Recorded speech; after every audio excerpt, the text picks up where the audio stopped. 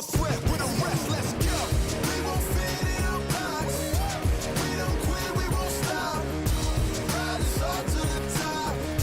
We won't fit in your, we won't fit in your, we won't fit in your box. No, we don't quit, we won't stop. No, ride us all to the top. Whoa. We won't fit in your box. No.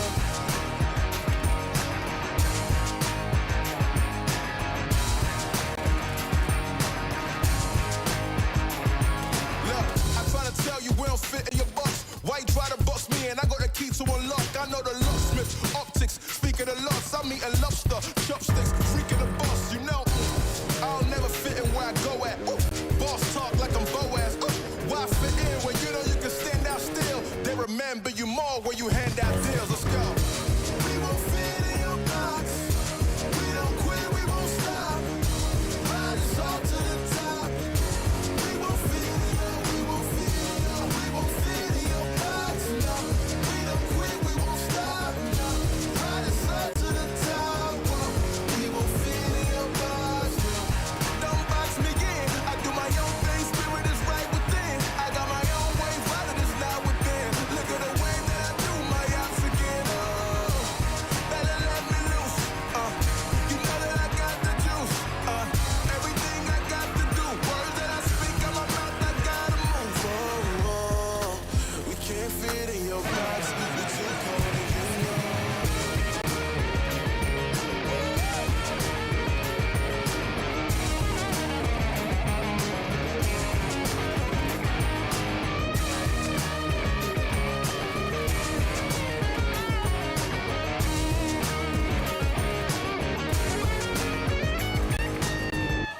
We won't fit in your box. We don't quit, we won't stop. Ride us all to the top. We won't fit in your, we won't fit in your, we won't fit in your box. No, we don't quit, we won't stop. No, ride us all to the top. Whoa. We won't fit in your box. No. Thank you, Ben, for coming out tonight. My name is Son of Augustine.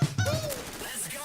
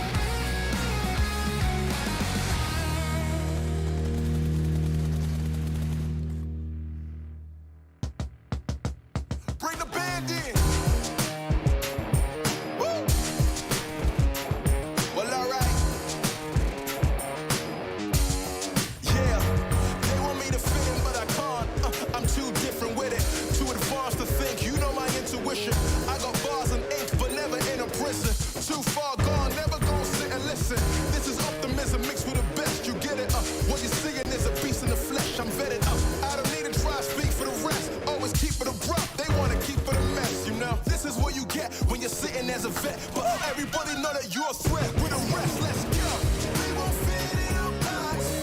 We don't quit, we won't stop. Ride us all to the top.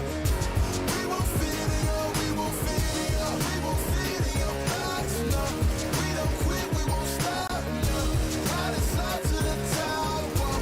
We won't fit in your box. No.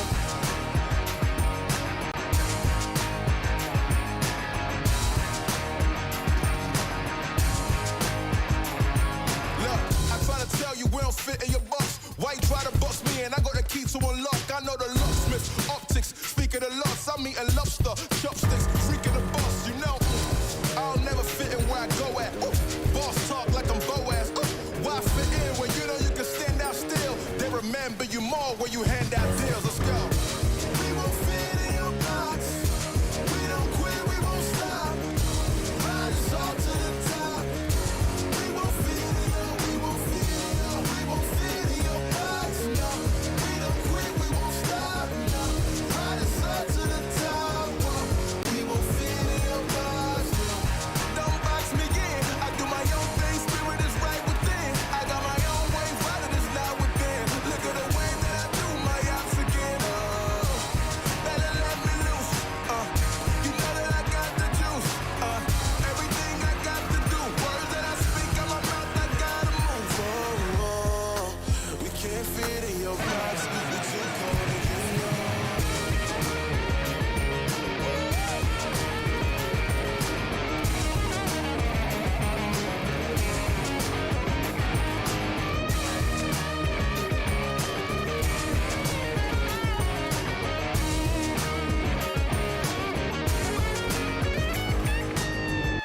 We won't fit in your box. We don't quit, we won't stop. Ride us all to the top.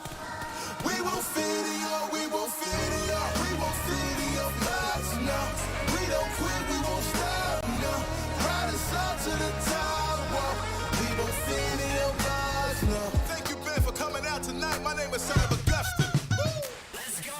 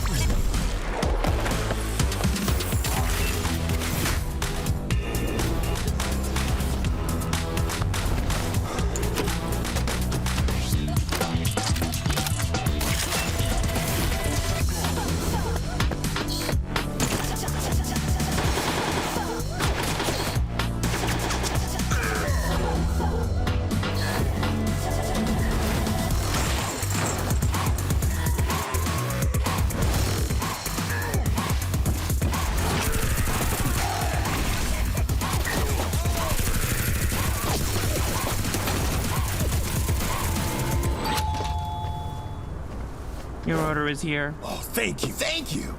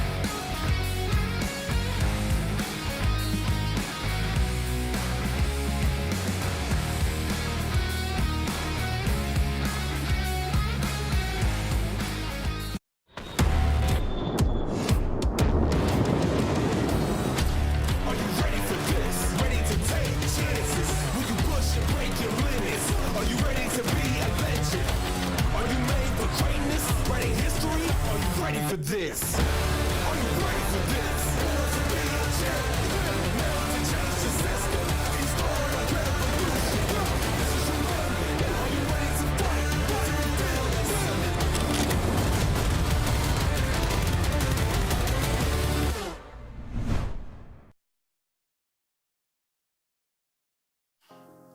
Welcome to PMPL EU Stage 3. I hope you guys have had a good week and you're looking forward to this because I am, and I'm Ginny, joined on the desk by Max. I'm still not getting that one right, but we'll work on that. Yes. No, it's still not being kicked off the show. I'm sure everyone's been voting on the survey to get rid of me, but no, I'm still here. You're not getting rid of me. It's not that easy. But no, How as do you know? Maybe I can check out the stats. Maybe no, actually I haven't checked. But I'm just guessing right now. Yeah. Okay. But yeah, cool 4-day break for the team. So I'm intrigued to see if some good changes have been happening for the teams at the bottom that maybe need to try and step things up heading into the finals. Yes, absolutely. It's do or die for these teams to get some of these points on the board. But before we head into that, let's have a look at the socials. Make sure to check those out because all the updates, information, and even some pretty okay memes from Max are being put up there. Did you see my most recent meme I posted?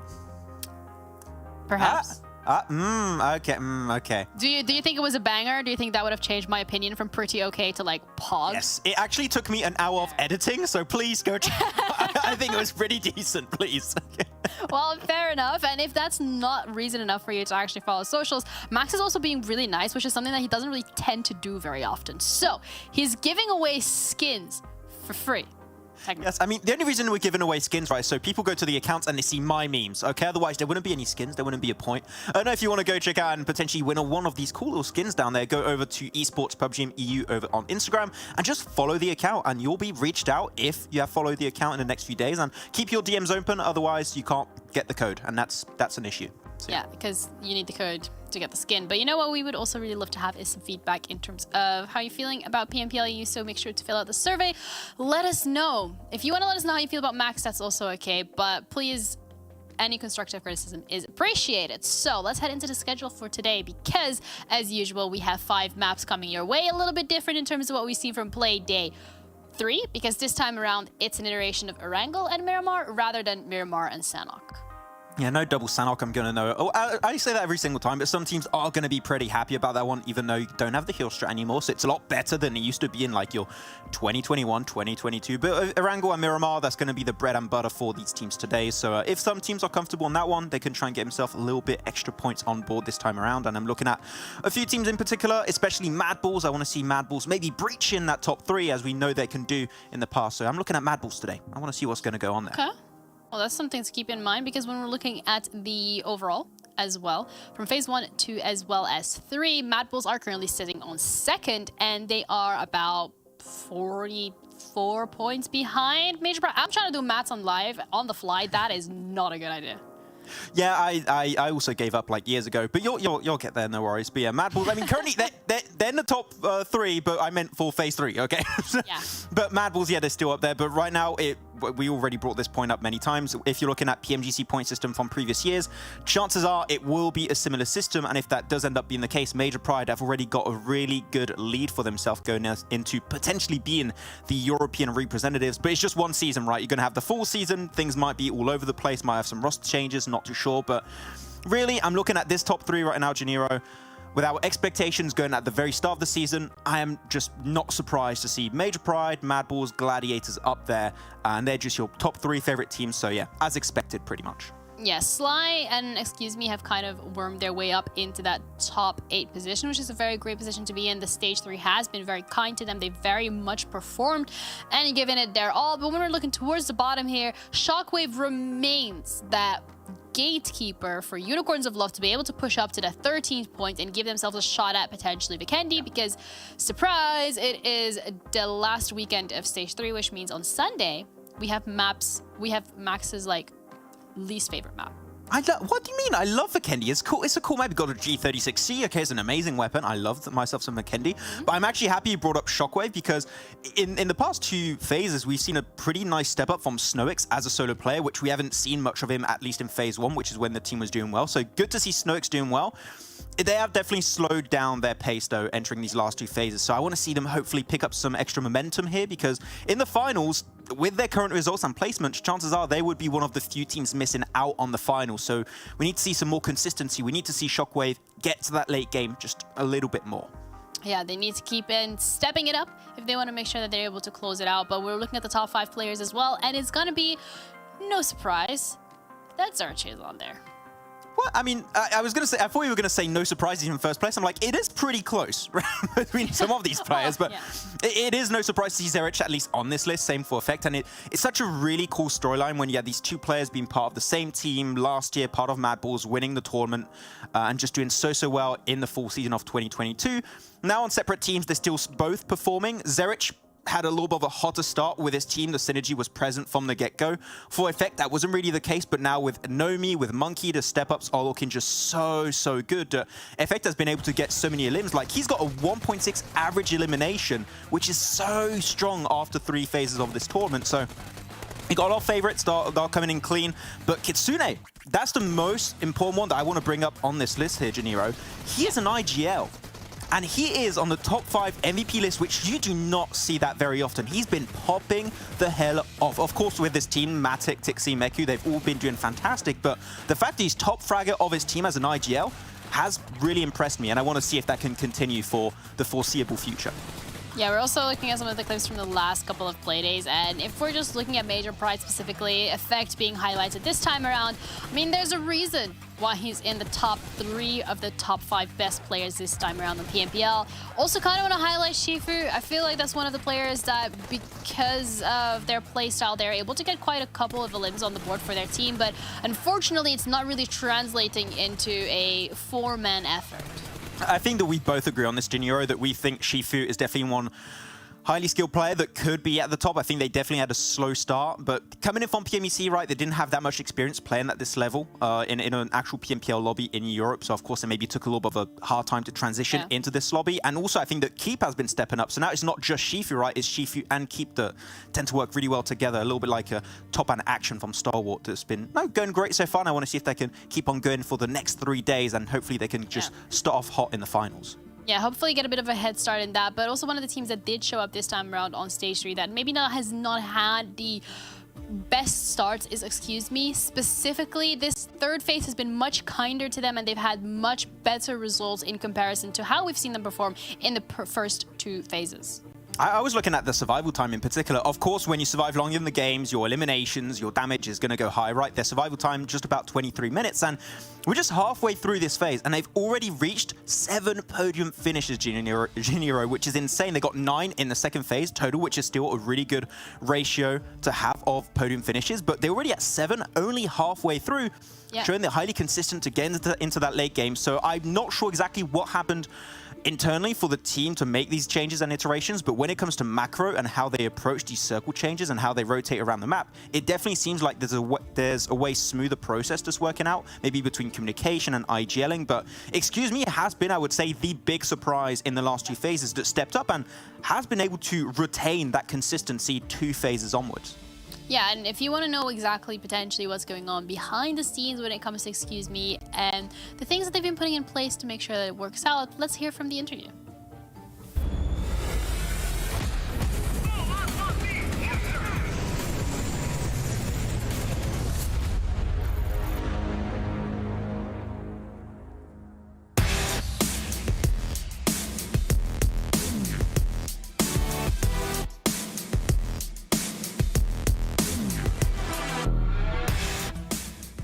But this is a question for potentially people that would like to get more involved in the esports scene of PUBG Mobile.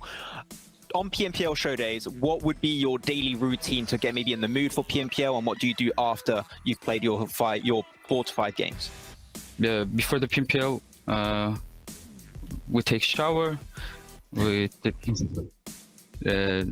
have a breakfast, and we go through training.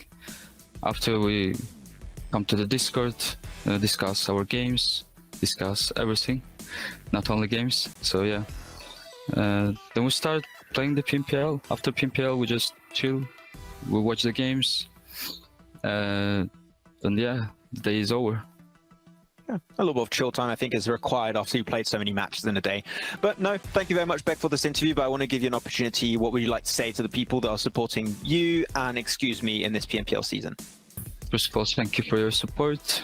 Continue supporting us. So yeah, we'll reach the top. We'll see. So yeah, Hype to see it.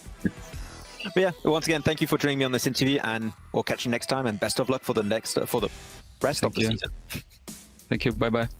Bye.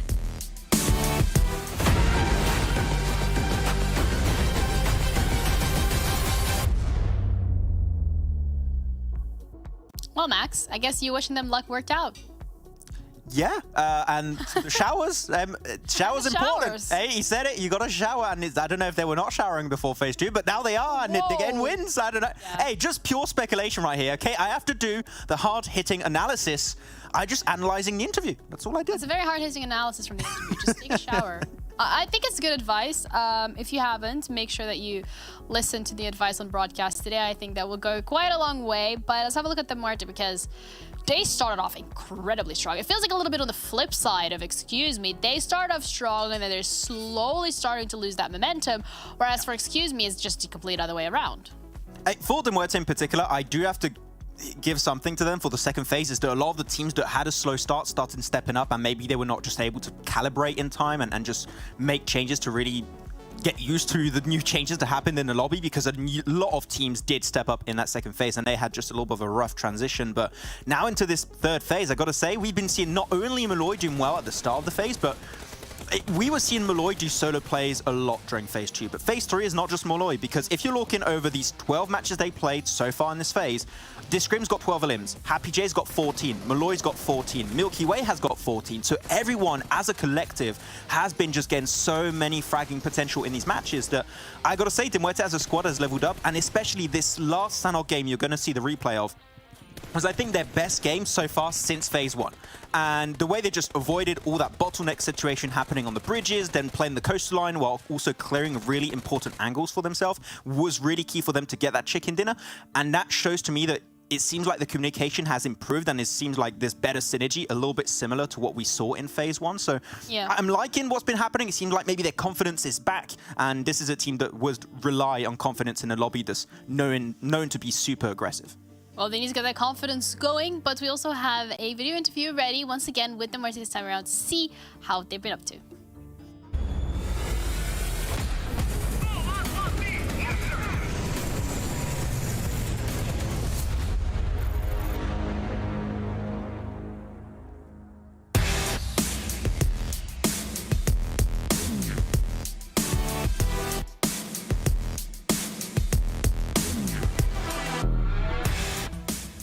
And it's time once again for another player interview here for PMPL EU Spring 2023. This time going to be joined by Discrim from Muerte.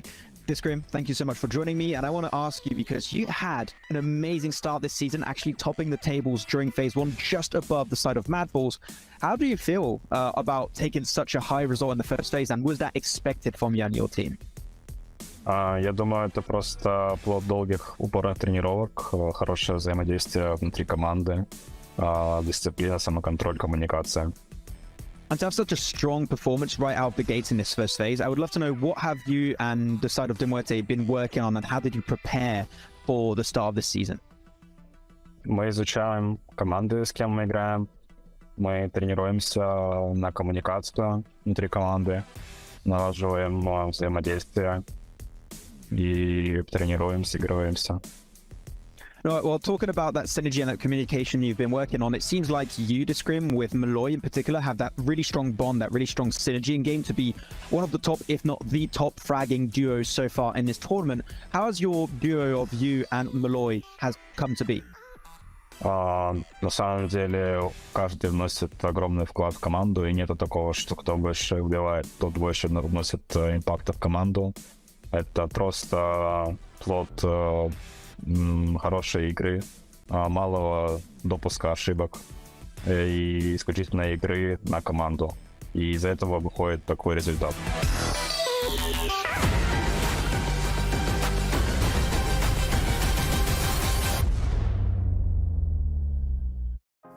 It's all about playing with your team.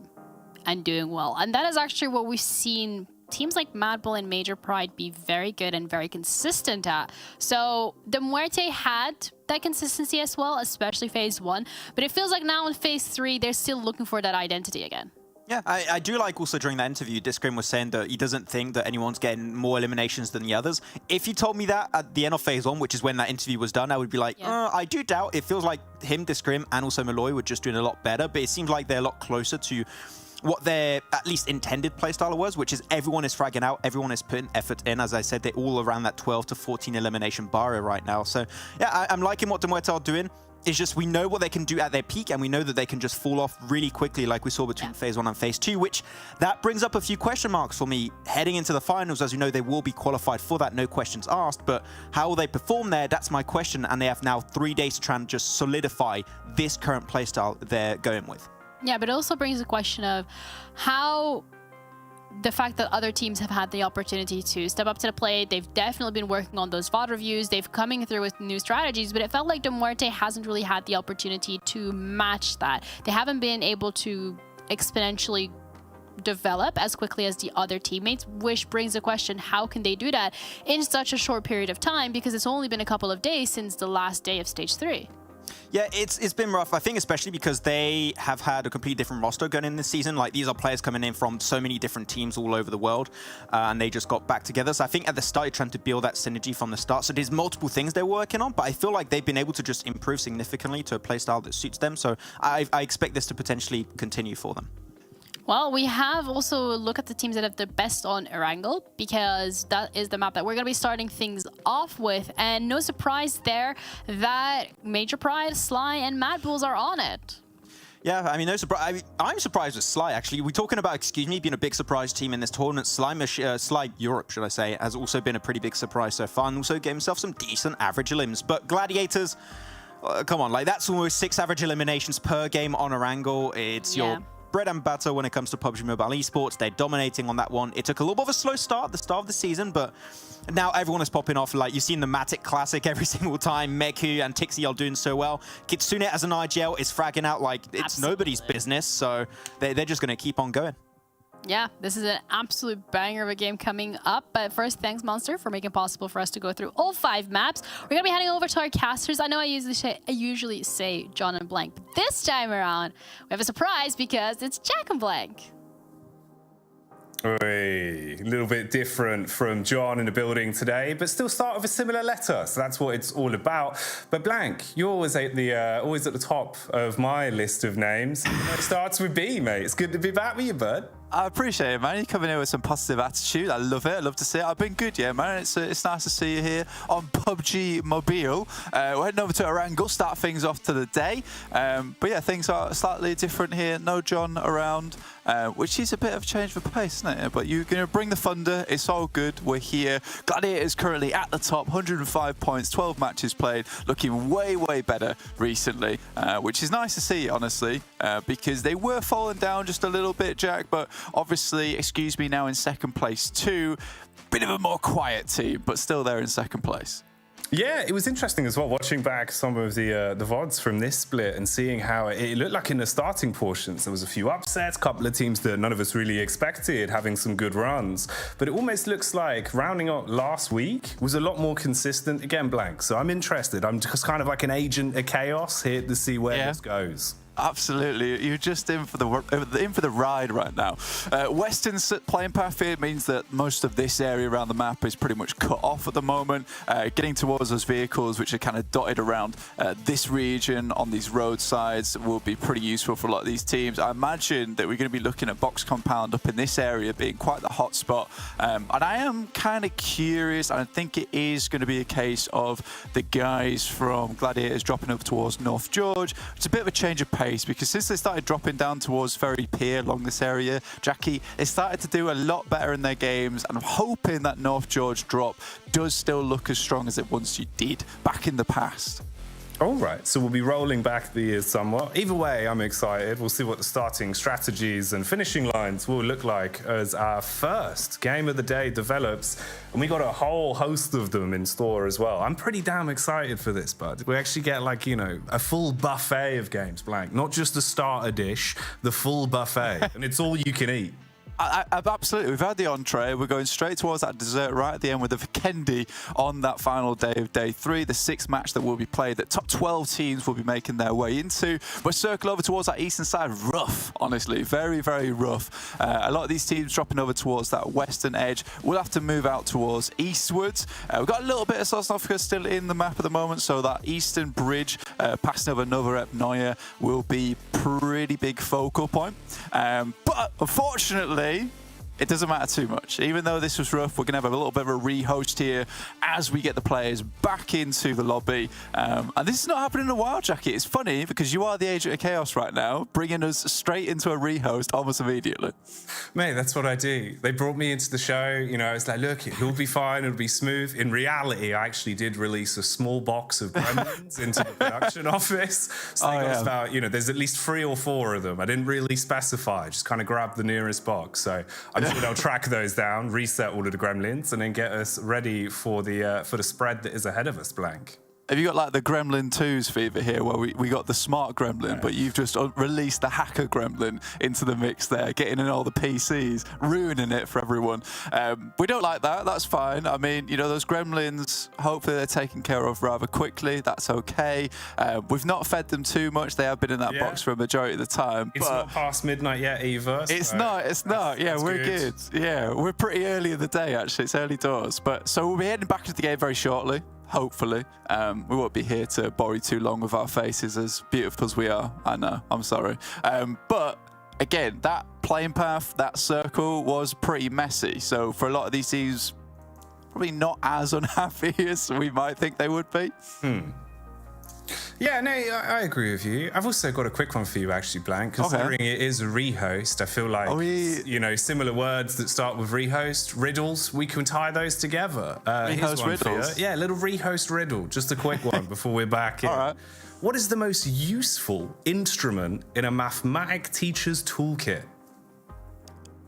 Ooh. My brain is fumbling right now. I'm thinking trumpet, I'm thinking flute, but no, I don't know. That's more music class. I don't know if that's going to help as much with the mathematics. I know. And I was like, wait, we're not talking music. We're talking like protractor or ruler. But yeah, I couldn't tell you, mate. You're going to have to give us the rehost riddle answer here. It would be a set of multipliers. It was more of a rehost dad joke on that one. Yeah, that was. That's not great, but it has, you know, lightened the mood for me slightly as we head back towards the game. Yeah, multipliers. What would that look like? Would that just be like a set of just pliers all together, like in a little ring? Look like one of those, or like a massive 2 with a massive 2, but they're like a set of scissors. So they just kind of, they don't really do anything, but they hit each other, and you can be like, look, that's 4. That looks cool. Yeah, you get like, this is like year 1 maths. It's like the 2 times table, but it's all just there. Just that overall. All right, we'll head back in now. Straight back in towards the game. We're going to get those multipliers put away back in the drawer and head back over to Erangel safely as well, because they are quite dangerous. We have said that they look a little bit like scissors, very sharp. But yeah, heading back in towards Erangel once again. Sat here waiting for the playing path to come through. Erangel so far, there's been quite a few teams that have been pretty good on this map. Let's do a little bit of a head count here, because you know we have seen Gladiators, Major Pride all do fairly well on Erangel overall. Gladiators at the moment struggling the most on Sanhok, playing a little bit too paranoid over on that northwest island. MADBULLS consistently do put up a pretty good performance here. They're not playing this match. Muerte also not jumping into this one, and I think they are a bit of a surprise being in 4th place. I think Kalaris would have loved to have been here for this final weekend, just because he's always asking whether they're a 12th place team, and they certainly aren't anymore. You know, 4th place is really, really good. We just have to hope they keep up those kind of numbers here. And this throws a spanner in the works, not a set of multipliers for you, Blank, because all of those starting strategies, the pathing that you were building in, the storylines you were weaving, they're gone. You've got to do it all over again. I hope your telestration skills are ready, bud.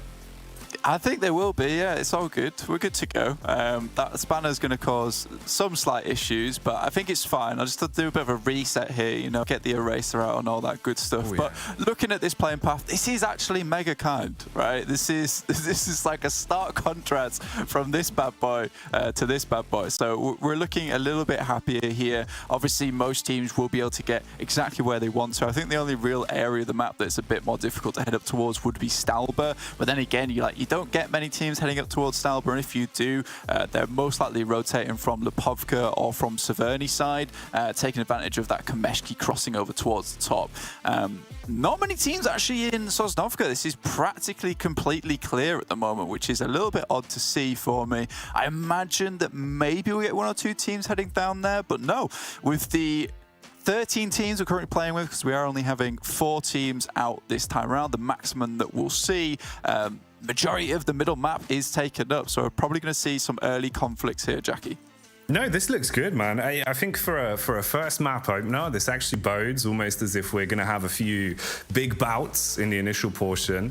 It does feel like there is a lot of room for some scrappy openers, so hopefully that will start us off with a nice pep in our step to get us in the right mindset, Blank. You know, big day here to open up the week.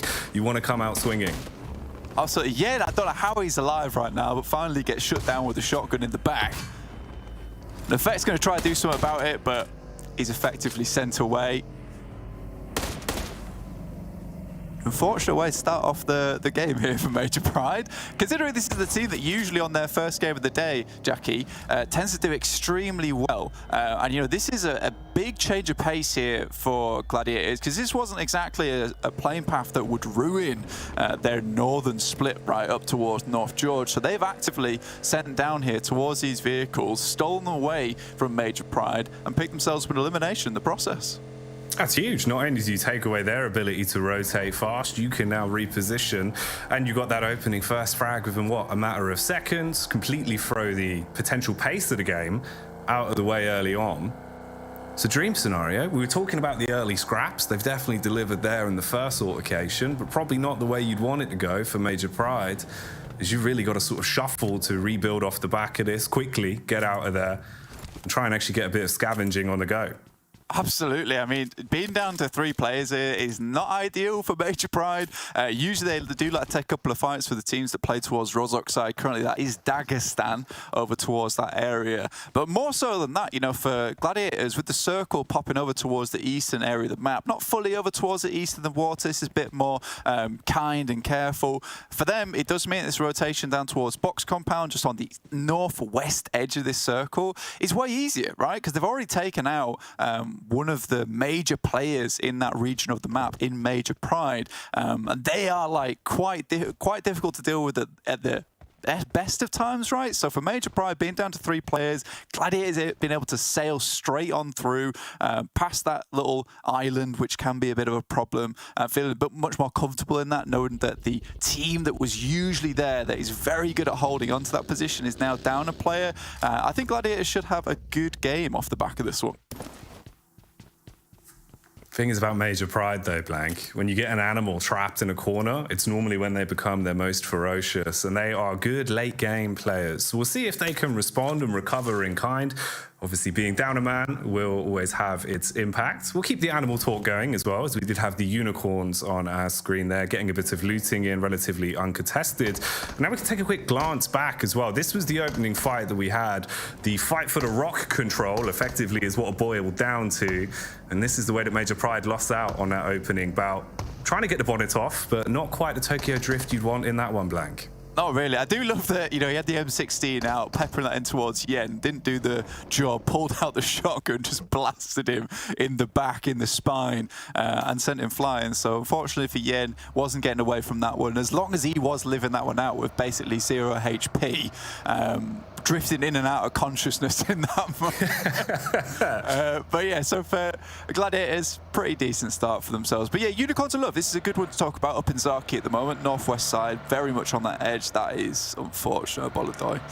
It's a problem with these hay bales, man, is they're a little bit more chaotic than usual. Switches a skid over, hoping that'll do the trick, but he is comfortably balanced on this like a gyroscope. Man, this is actually like the physics behind this is pretty impressive. That's a bit of trigonometry for you. They went to school for that one, Blank. He's got a degree for that. That's right. He pulled out his multipliers, figured out what was what. The return of the multipliers. The return of the multipliers. They came back out again. He was figuring out exactly what speed he had to go at with those multipliers and figured it out perfect. I think he was maybe going a bit too fast. That's quite vicious, honestly, to get them off the back of that one. But they weren't happy with how that rotation was going. Wanted that to go a little bit speedier down towards Pochinki. And fair play, to be honest, for KONINA Power. Pochinki being a pretty hot spot towards that western side of the map. If you can take control over those southern headlands, you know, that's a great place to be. Start taking shots at players coming in through GAK. Back up to Unicorns of Love. I keep getting distracted from that at the moment, but I think that they've been having a little bit of a resurgence recently. It's not a huge one, but I think that playing towards these end games has been a lot easier for them. Just trying to head center as quickly as possible a lot of times. But for Unicorns of Love, still on 68 points in 12th place. They would just about make it into that Vikendi game, Jackie, but right now it does all hinge on the balance between them and Dagestan being 10 points behind. It's close and competitive as we like it. We'll keep you in the know as things develop. Obviously right now a little bit of a slower lull in the battlefield compared to the opening bout that we had, with a lot of time being taken to just get those early rotations on the go and set yourself up, high ground, up for the grabs. And that will be claimed as well with the lovely cheese wheels we have here. Oh yeah, the cheese wheels. Kind of good to get rolling downhill here for Black as he jumps into the vehicle. He gets off the top of Everest quite quickly. Doesn't want to spend too much time in it. It's outside of the circle itself, but you know, getting that high ground does give you some scouting possibilities in the early game. It looks like Gladiators are going to take that box compound, rotate down towards the center island, just towards that western side of Rozhok. Move through nice and quickly. Again, we do have 4 teams out of the lobby this time around. So they take the sit from their groups, which means there is only 13 teams in Erangel. Usually would have 16, but we have been dropped down to a 17-team lobby so far. But that does mean that so much more space is available. So we're not going to start seeing too much action till around about stage 2, stage 3. Those circles will be a little bit more drastic in terms of the shrink. Right now, it's just about finding yourself a decent position towards the center, which Major Pride and Dagestan have both found on that south side of school. Yeah, at least being able to get themselves into a far better position than the way it looked like this game was going to start. Could have been a calamity for them potentially when we saw them trying to recover from the first position. Having a quick glance here at the overall map as well, spacing-wise, there is actually quite a bit of distance. Potential for an actual fight, though, that we could have up towards the top here. It looks like there could be some interesting plays coming our way based on a big rotation to the second circle, Blank. Yeah, man, 100%. Hard shift down towards that southwest side. Excuse me, KONINA Power both going head-to-head right now. You saw, excuse me, rotating down from Everest earlier on. They sent very fast towards this position in Pochinki, which is becoming a bit more of a focal spot now with the circle centering up on top of it. Bolodoi picking up that first knock over towards Black. On the floor at the moment, Havlik sending smokes out, 6 in the pocket. Trying to limit as many sightlines as possible to go assist his teammate. But KONINA Power really just sending all the way around this position. Haven't had the best of tournaments so far. KONINA Power were very good on Sanhok, but have been a bit shunted out of that one. That was kind of their playground. But Erangel looking to try and bring things back up to speed as Beck finds himself face-to-face with Fash. And this is all going wrong on all corners of the map now. Major Pride being knocked, and in the engagement we have here, it's the utility that's providing extra layers to just keep, excuse me, in a bit of a rough spot. Furia, lucky to even be standing as he recoils round the back of the corner, and you've got them effectively trapped, hook, line, and sinker. This is a prime position now to really thrust yourself further up in the rankings for KP. They've got good high ground, good map control overall. You know where the knocks are onto the players that's crawling off. That's big info if Black tries to go for the rotation around. A lot of combat breaking down right now, Blank. They should just be able to clean up, ideally, especially with the utility they've got in the back pocket. It's a really, really good play from KONINA Power coming through so far. Taking advantage of chopsticks as well. Playing a Bolodoi in the buildings, just watching those sightlines. Even wherever Excuse Me really wants to go right now, they are trapped into this building. Black's up in front. The smoke's down, being the only thing that keeps them alive. But Corazin makes the flank happen. Massive flank round the back. The reverberation's going to be felt through the remaining, players, and it's all on this man. Peeks up from the top of the balcony. Does hit one, constantly being peppered upon as well. Hoping that maybe he can get somewhat lucky with the nade here, use the utility to force them further back and maybe have a timing. Not going to go deep enough. It's such an uncomfortable position as well.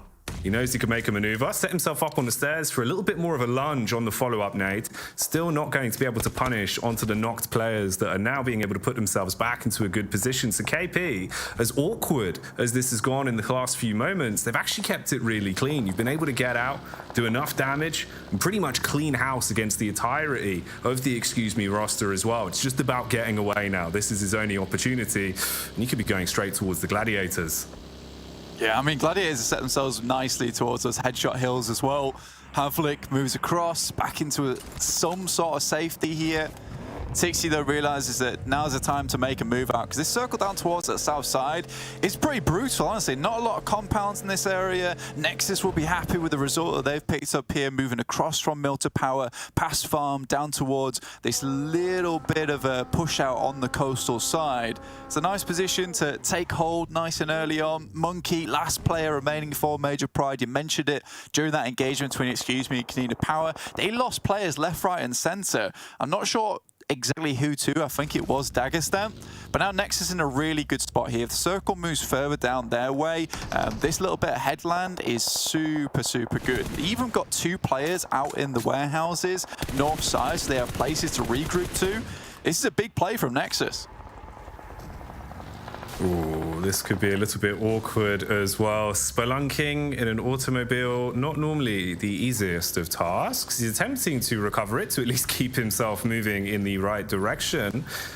It's worked somehow. I mean, he's still holding on, but he's got a pathway to stay in it. He's got some spikes on those wheels. They're digging into the rock there, keeping him. He's back up again. that is surprising. I like that he's been able to do that. Meku, though, going down in the fields here, most likely will get flushed as well. That is real bad news for Gladiators. And again, this kind of comes back to that same problem that they've been having earlier, which is playing a little bit too far towards that edge side. And I think that, when you do have a lobby that is limited on players in the first place, Gladiators' prime tactic of having 2 players outside the circle, 2 players in, it's not really as effective anymore because there's so much space you could be taking towards the center. And I think Gladiators, the players there on that team, have the chops to do that sort of thing. They do relegate themselves towards this edge play style a lot of times and find themselves caught out. Now even coming up against ARR, Unicorns of Love have left Meku completely alone, so he is resable, but they've just sent away from him. Oh, this is going to get so rough. The scraps are kicking off. They thought they had him entirely penned in, but there is eyes on every position now. Spam coming across, awkward trades as the game is being played out. Amatic in this 1v1, just trying to keep his hitbox moving as he strays side to side. Again, the utility being pulled out as well to reinitiate this fight. Ooh, DPHE over the back. That's actually going to take a bit of top off. Aces off to the side, has a bit of an angle here. Tapok moves in, Clutch Maestro himself over towards that top side. Kitsune drops down, and really this is where the 2 players from Gladiators have to make a move. But actually, AAR moving directly into the sightlines of KONINA Power are holding both these teams at bay, and it looks like Matic and Tixi are just going to send away themselves. Go for a 2-player finish here. Not ideal. From a good start they had earlier on versus Major Pride, the fact that Gladiators have fumbled this one so much is a little bit of an issue for them. Could have definitely sent themselves a bit further towards those top of the leaderboard rankings. Currently 107 points. The 2 eliminations that they found. Elementrix can't go too much further in that vehicle as it does explode. KONINA Power having a good game so far here, Jackie. Yeah, it feels like they've always had good positioning. We've seen him on our screens doing a ton of damage, and this is a hell of a fight to be taking. Ooh, bold and bespoke as he just spams a few bullets across. VP finally getting a little bit of love in the kill feed as well, as we'll see a pop-up there from then getting involved with the action. This really is going to be intense now. I mean, you look at the spacing, everyone's on top of one another. For Gladiators, it was surprising with the positions they had. It looked like they had the info play. They knew where they wanted to rotate to. Got trapped from the angles. Major Pride finally going down for good as well as they're fully eliminated from this one now. We saw their rough start way back at the beginning of the game. And now that's mirrored on the Unicorns of Love that are just being punished one by another. I mean, they look like they had a good spot down towards the south side, and it's kind of crazy if VIRTUS.PRO were just able to run them down the way they were. And I mean, we look at VIRTUS.PRO, we don't see them as kind of like this massive powerhouse of a team. They've been consistently towards the bottom of the rankings, but Unicorns and Love just fall over there too. Just a massive rundown. AR try and do something a bit cheeky and send directly into the circle. Last chance saloon type of play, but get ripped apart on that coast by Dagestan. But a lot of teams not really wanting to commit too much here. NEXUS still with this really good 2-2 split. But Dagestan sending directly in now, and I think that NEXUS now have to pull something crazy out the back of the boot. What have they got in that big old boot? Anything in store for us, because they are being pushed? Oh, that is one hell of a way to announce yourself straight in, consistently being spammed from the angle you've got towards the house as well. And they are already cleaning up. Mop and bucket action. The only potential reply could be Shifu. On the back of the rock with the nades in hand. Dashes out the first to try and keep them in check. Oh, he's pushing up. He wants to try and take the space here as he's chicaning his way through, losing a little bit of HP on the engagement. We've got another fight going on as well, as KP struggling to keep themselves in any sort of position to be on the scoreboard right now, as they are cleaned out, 2 of them taken down, and things really are getting quite scrappy. Yeah, they were having a decent game, but again, this is all happening just because there's so little compounded area around here. A lot of these open grounds where there's very little places to go. In the meantime, Terminus makes a late rotate in, and Fash, who has consistently been one of the best players on KONINA Power, getting that 1v4 in phase 1 over on Miramar, now looking to send this a little bit further. Even getting the 1v4 over on Sanhok last weekend versus Gladiators. No, this guy is not to be trifled with, drops to the ground, has to make something special happen, but I think it might just be the blue that does it. Trapped on the edge of his zone and couldn't actually make the play there, hoping he'd get the tap off at least, but just goes down to the wayside and leaves us in a far riskier position. The fights do keep on going. Spam from a distance, smoke to shroud him, hoping for the best on a few pop shots, as he does at least have the full info of their rotate. And they've got the vehicles to escape themselves, because you are basically just trapped. You might have a bit of high ground, sure, but there is a flanking squad that would have a read on you soon. I think that for these guys up towards the northwest, it is pretty much all but over. You're going to have to make a really strong play. I'm not sure how many players have that ability to make it happen. That 2-2 split from NEXUS, actually now regrouping down towards the coastal side. A smart play will leave that warehouse open. Sly Europe's played from these types of positions before, though, right on the edge, and made something work off the back of it. For Avalanche, this is a really important game for them. 15 points over that last weekend. A lot of games, I think it was almost 12 total for them. They just weren't able to find anything in them. What can be done in the dying moments of this one? Talking of which, it seems like it'll be the end for Gladiators. They've been on the tops of our tongues this entire matchup, but here they're starting to fully fall. So they will be cleaned up, and VP, surprisingly, throughout the course of this one, has been appearing in the back in those little moments of chaos when they can try and get involved with a third party. They've been finding success, and again, they'll look to try and do just that in the dying moments here, as this is going to be really intense. In terms of the rotate, I mean, VP, you could be walking into a hell of a clothesline. Same could be said for Unicorns of Love, as Michi attempt to make a move, but he's been absolutely obliterated. Panic smoke's going down now to shroud them as you got stuck in the open. Yeah, this is like a disaster ditch right over here for Dark Project. I mean, it's right in the center, so they can live this one out for quite some time. Sly Europe setting up towards the shack, just on the north side of this cliff face. Start to move up now. Good smoke's already placed down to limit the sightlines from Avalanche towards their way, but it is a 4-man team. It's going to be a bit of a challenge, a bit of a test for Sly Europe, see if they can pull this one off. SHOCKWAVE, with their 3 players, take up that position over towards that northwest side in the compound that NEXUS were holding, but now they have to deal with VP. And stepping up is a little bit more difficult for NEXUS, because there's a lot of sightlines on that eastern edge that might just be able to start picking off 1 or 2 of their players if they're not careful. Okay, we'll see how this will pan out as well for NEXUS, attempting to play around the edge there. Could be a bit awkward, and this is the fight that I was really trying to home in on. You could see with the rotation where VP were coming in from, you're fighting all along that coast. You've got high points and low points, but it's going to be harder to fight for one another, especially with Folly basically being trapped towards the bottom. He'd have to react to some sort of late flank. if they're going to find a way to activate him. You're basically just going up against a full-on barrage here with the way they've set themselves. Still tons of utility in the back pockets as well. You've got the 3 nades that could be massive. He does get the first contact as he peeks round, launches that one off, and gets a bit of chip damage to take home.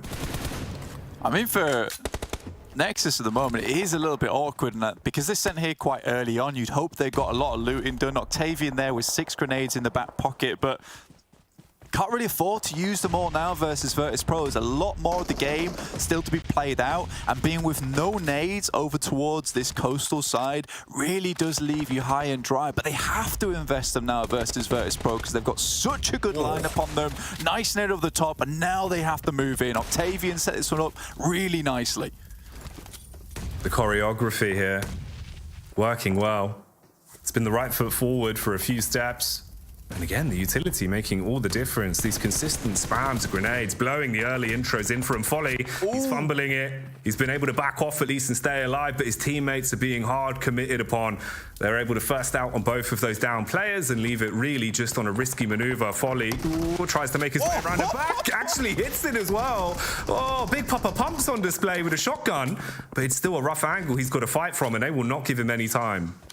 What just happened there? Pulled out the Xbox mic as well and just did the 360 no-scope with the DBS into his face. I like that a lot there. VIRTUS.PRO, though, still going, but only 1 player. 4 eliminations. Looks a lot better than we have seen them in the past, but a decent fight versus Nexus, who had to invest a lot into that engagement. Losing 1 player there is really unfortunate too. Over towards that eastern coast, you still got Havlik from Excuse Me, just living this one out, and this is usually what Excuse Me like to do. If they can't make it towards the end before, in a relatively quiet position, Havlik is usually that last member to survive through it. Shockwave moves up, nice little smoke tray in front of them, provide them some cover, but look at this, there's just nothing available to them. If someone peeks over the edge, this is just free pickings for them. Sly Europe might have a bead on towards this position. You'd imagine they're looking that way towards those smokes. That's the thing. Right now, everyone having the smokes up, you can all pretend they're walls, but the minute they start to fall, that's where it really is going to get a lot more aggressive. Again, Nexus keeping themselves competitive as well. Always popping up. Hello? Oh, God, he's a rogue driver. This is not acceptable. Just goes straight down the middle and tries to bonnet him. He's going back in for the seconds as well. Quick switch out into the vehicle. And good actual gunplay as well to be able to clean up on that one, as this is an awkward encounter you would not want to catch yourself in, as they just hard commit to it, trying to spam him in through the glass and finally being able to pick that one up.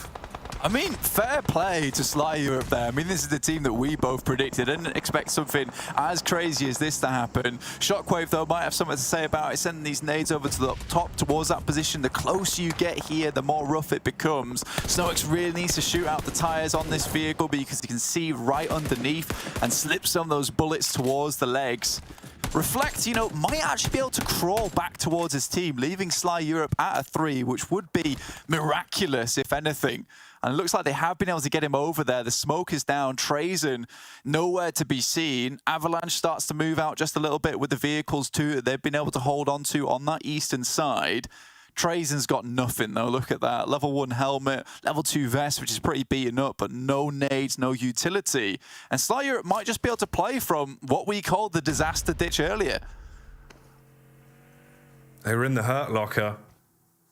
They've been taking it in their stride. The fact they completely recover from that, actually get the knock player back up to have all 3 is pretty insane. But as we've already seen, some of those fast maneuvers on the cars, just breezing yourself in, could catch them off guard once again if they don't expect it. Just teasing the waters right now. Curious what the last minute play as well will be for Strazen all the way in the back, man. It's a risky spot. You're basically just going to have to play it out for the long con. Hope you get a couple of pot shots in towards the end. Again, though, they're finding pressure.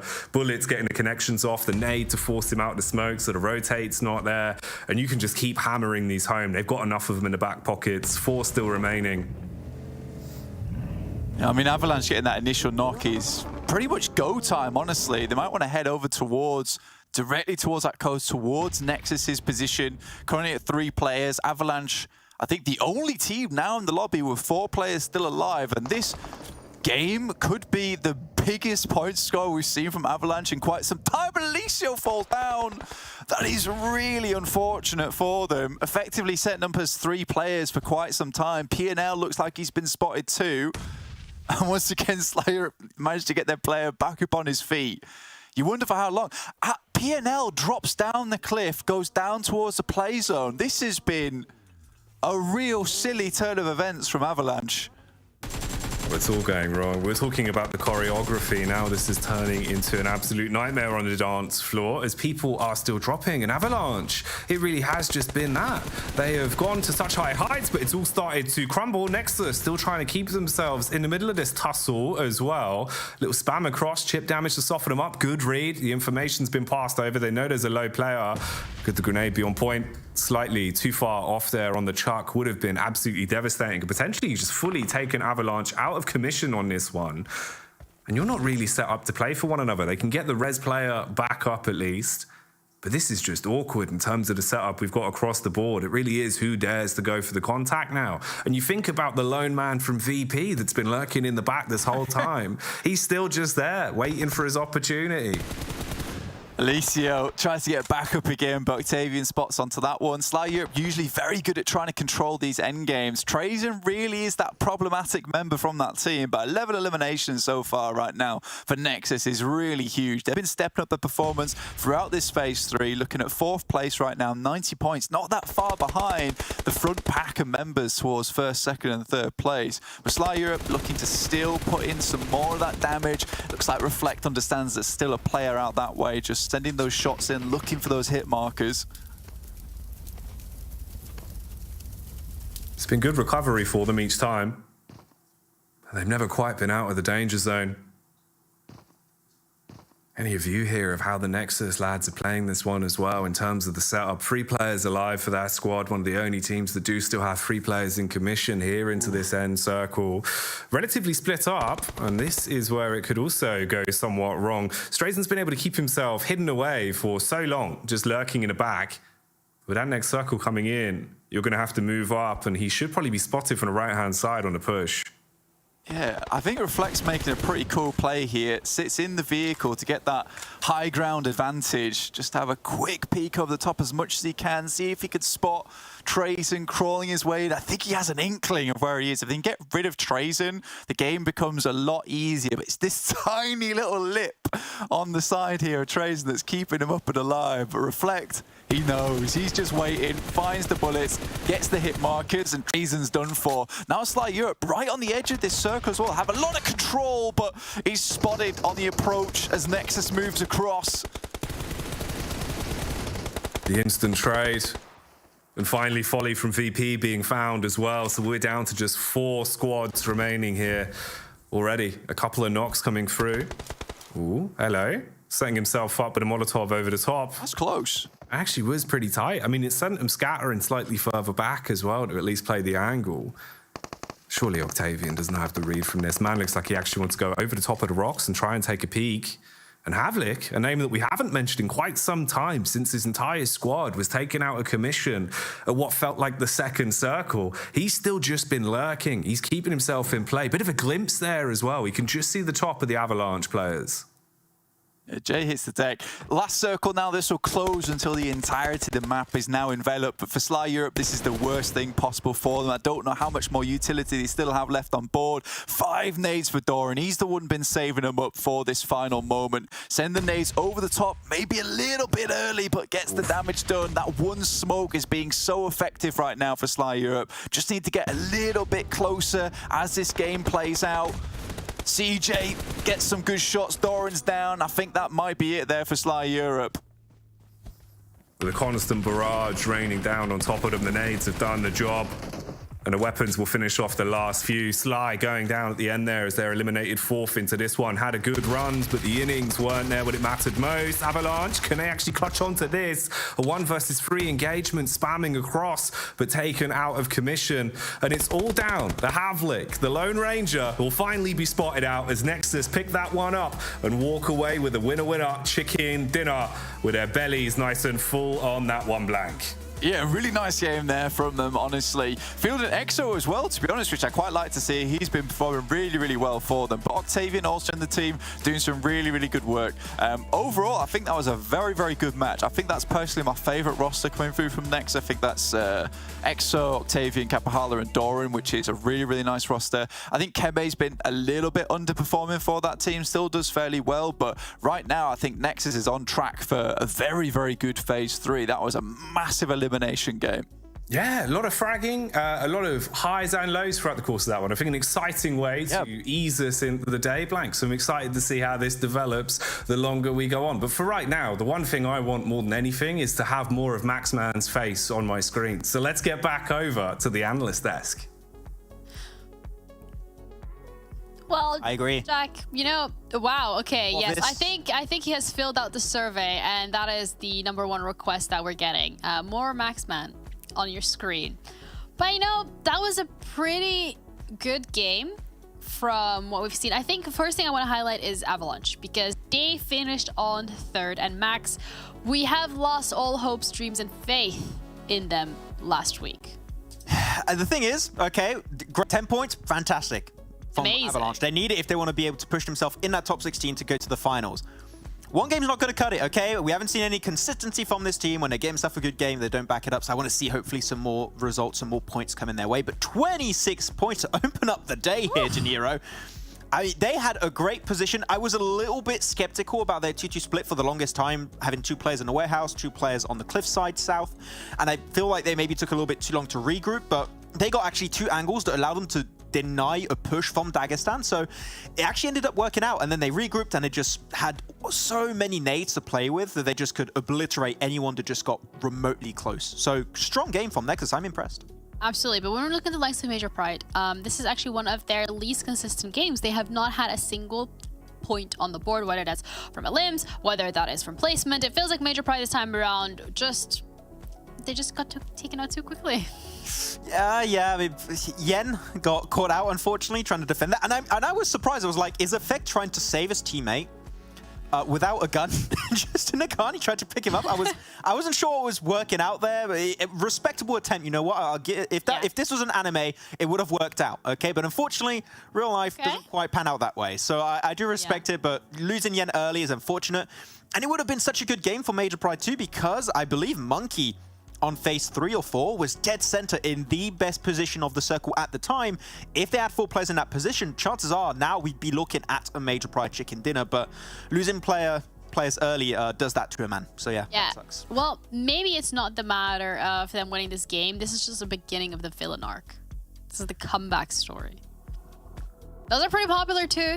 Yeah. As far as I'm aware. Let's have a look as well at the stats when it comes to this game specifically, because Nexus Gaming, I mean, the last couple of days, 10 limbs from Octavian alone. Yeah, Kalaris is not here, so I'm going to do the noise for Octavian. Wahoo! That sounded like Mario. I don't know why. That just... It sounded like Mario. Yeah, I don't know. I haven't watched the movie yet. I'm really hyped, okay? I really want to go check it out. But 10 limbs, 1,000, almost 400 damage for him. So Octavian's been looking pretty damn pog, not going to lie. And the thing is about them, right, is that this 2-2 angle made it super easy for them to hold that position in the first place. I hope we're going to see a few of those replays, because the warehouse and cliffside multi angles made it very easy for them to defend the cliffs, because Dagestan thought, okay, this is an easy breach. We get access to the rocks. We can just nade them down. Shifu did, I would say, really well, Janira, right, to just slow down the advancement of Nexus. But the moment they had those 2 angles, you could not peek anymore. You cannot get any more information, and that made it really hard. So as you see, she threw some decent nades, but the 2-2 split was just too strong. The tips and tricks are working out in their favor. I mean, so we're going to see some tips and tricks working out, actually, for, I think it was Sly. He was trying that was cool also car tricks. Yeah, Sly is also one of those teams that we've kind of spoken about a little bit at the beginning of the stage, specifically because it felt like they had such a strong showing coming into day 1 and 2. Man, they're starting it off just as strong this time around. Maybe, you know, not that chicken dinner, but still a great start to the day. I feel weird I'm doing noises during the replay, but we had just so many little cool plays, like the player dropping, volley dropping on Kapahala. Exactly. I mean, we already said that, right, Janiro? We are a soundboard, us together, of just noises on the desk. Yeah. It happens. Let's have a look as well at the match report. the damage from this map specifically, because I mean it's a great, lovely graph when we're looking at Nexus, but can we just appreciate the discrepancy between the damage that we've seen from Nexus and then a second runner-up, which is Avalanche? That's like, I'm not gonna do the math, but I want to say 2,500-ish, give or take.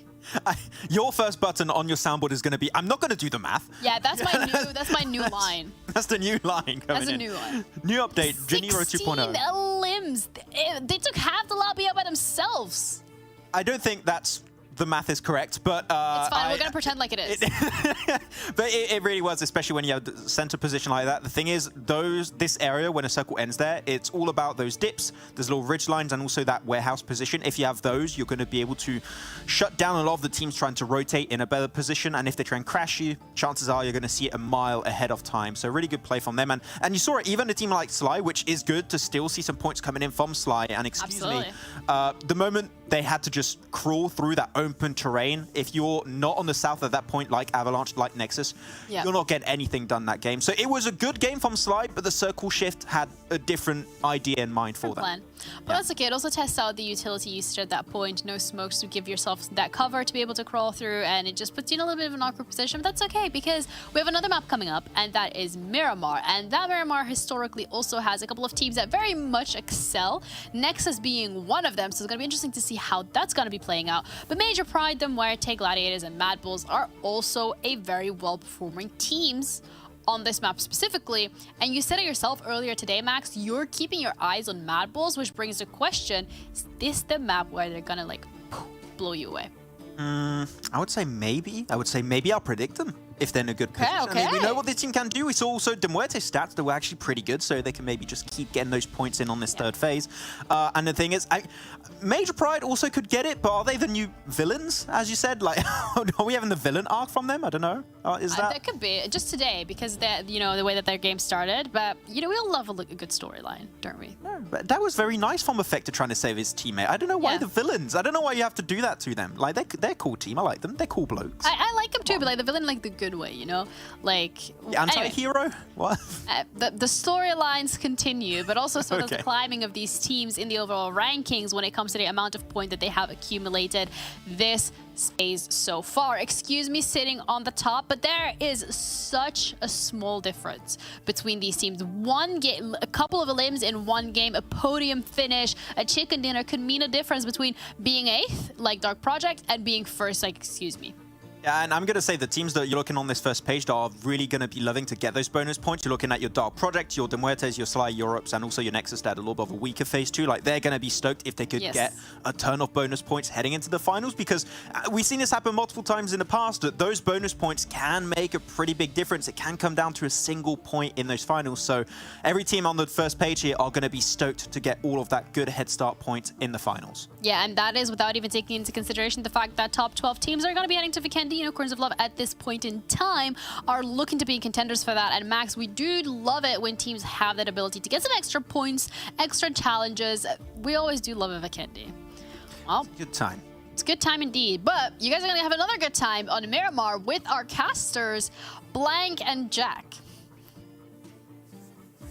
We're back in the booth for the next runnings. Blank, we've got a nice whole like yellow vibe going on. You know, we've got to protect our necks. The killer bees are going to be on the swarm. It's all going to be happening. You ready for our second run? I am. Yeah, head over towards Miramar right now. It's a bit more of a yellow map as well, so overall we're dressed for the weather. It's absolutely fine. Get a bit warmer here in the UK. I don't know about where you're at now, Jackie. It's but, nice and sunny. There you go. So we're all good. We are ready to go here. Heading towards Miramar next, though. We saw a couple of those teams at the top that are doing fairly well on this one. De Muerte surprisingly staying on that top 5 list despite having a pretty sad performance in phase 2. Now starting to bring things back up to speed. 6th place right now, which looks good for them. Slowly figuring out what went wrong, what improvements they needed to make. MADBULLS still in 7th place though.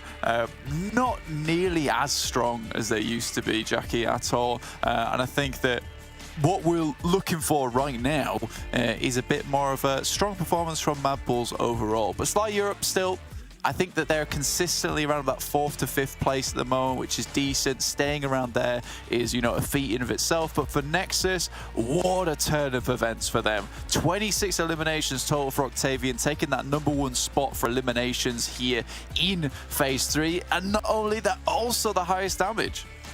And their damage output was absolutely ridiculous. You know, you're looking at the graphs at the end of the game and you're sat there thinking, how on earth have they even found the opportunities to not only get 16 frags between them, but also do enough chip damage consistently? It's pretty bloody impressive how good they actually played that one out, especially when they looked a little bit uncomfortable in some of those last few circles, but still went off. The one thing I'm sad about, though, is we have to wait a little while to see our man Folly again, because his maneuvers with the shotgun were completely ridiculous. So VP stealing a little bit of my heart already in the first game. We'll see how that goes on for them, though.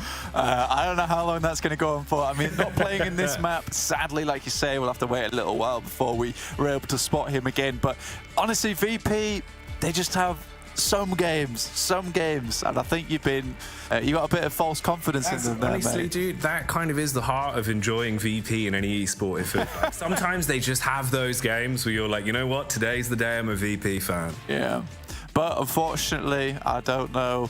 I think you might have a new favourite team at some point. VP might just disappoint you, but I hope they don't. I hope today is one of those days for you. Looking at the circle over towards that eastern side, playing path quite mean, heading down towards that southern side, really cutting off the majority of the northern side of the map, meaning that there's going to be quite a few hot drops here in this map. Only 3 teams not playing total, so we do have 14 teams, sorry, in the lobby. So this is going to be a bit more stacked here. Nexus and MADBULLS very close to one another on that Impala and Puerto Paraíso side, right towards that east.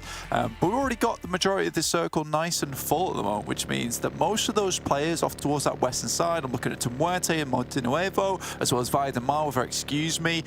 Bit more of a struggle buster rotation that way, you know. I'm most likely going to see Excuse Me head down towards Los Higos and try and cut in where Gladiators are currently playing if they can't hold them out. And for Muerte, it is going to be a bit of a tough run to get through the multitude of teams that are already set up to basically set up that stockade that's going to keep them out. It's like the opposite of having a horse full of Trojans arrive at your front door. You don't want to invite them in blank. No. Because then... Get them out. Yeah, at that point you realise that actually the wooden horse was full of the entire team. It's a nightmare. Pretty much. Yeah. It's just all of Major Pride, and now they're in your house. I mean, it would be cool to meet them, but depending on the day and how ferocious they were looking, maybe I'd just give them a cup of tea, maybe throw some ham and get them out as quickly as possible. I'd be scared. Keep them from getting too rowdy, you know? Yeah, exactly. I think Major... I mean, for Major Pride, maybe this is the game where they are a bit ferocious, where you don't want them in your household. And they could be the ones barreling through this Trojan horse, you know, ripping the wood apart like an angry beaver. I see. So before they've even got to the door, Major Pride have just busted out, kind of, you know, the distraction technique's gone out the window. They've instead just gone, we'll really announce ourselves. Yeah.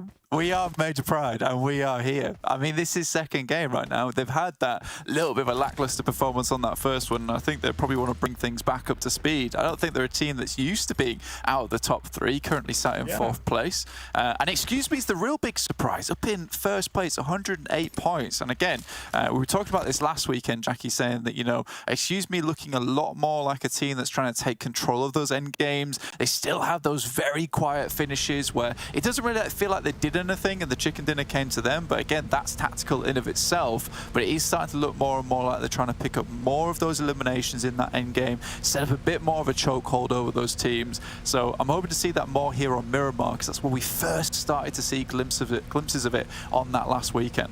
No, yeah, I've got a lot of time for this roster already. I've seen kind of, it feels like, you know, somewhat different strokes in the way that they do like to approach things. And I've got time for that. I do enjoy that, especially with how much survivability they had, with Havlik really being a nuisance maker into the innings in our first outing today. It was nice to see that you can still fall back on things, even if it goes wrong early on. Similar sort of story of what we were building up for Major Pride then, but we'll see. We've got a lot of potential stories, so we'll weave those in as we get a little bit deeper into this one.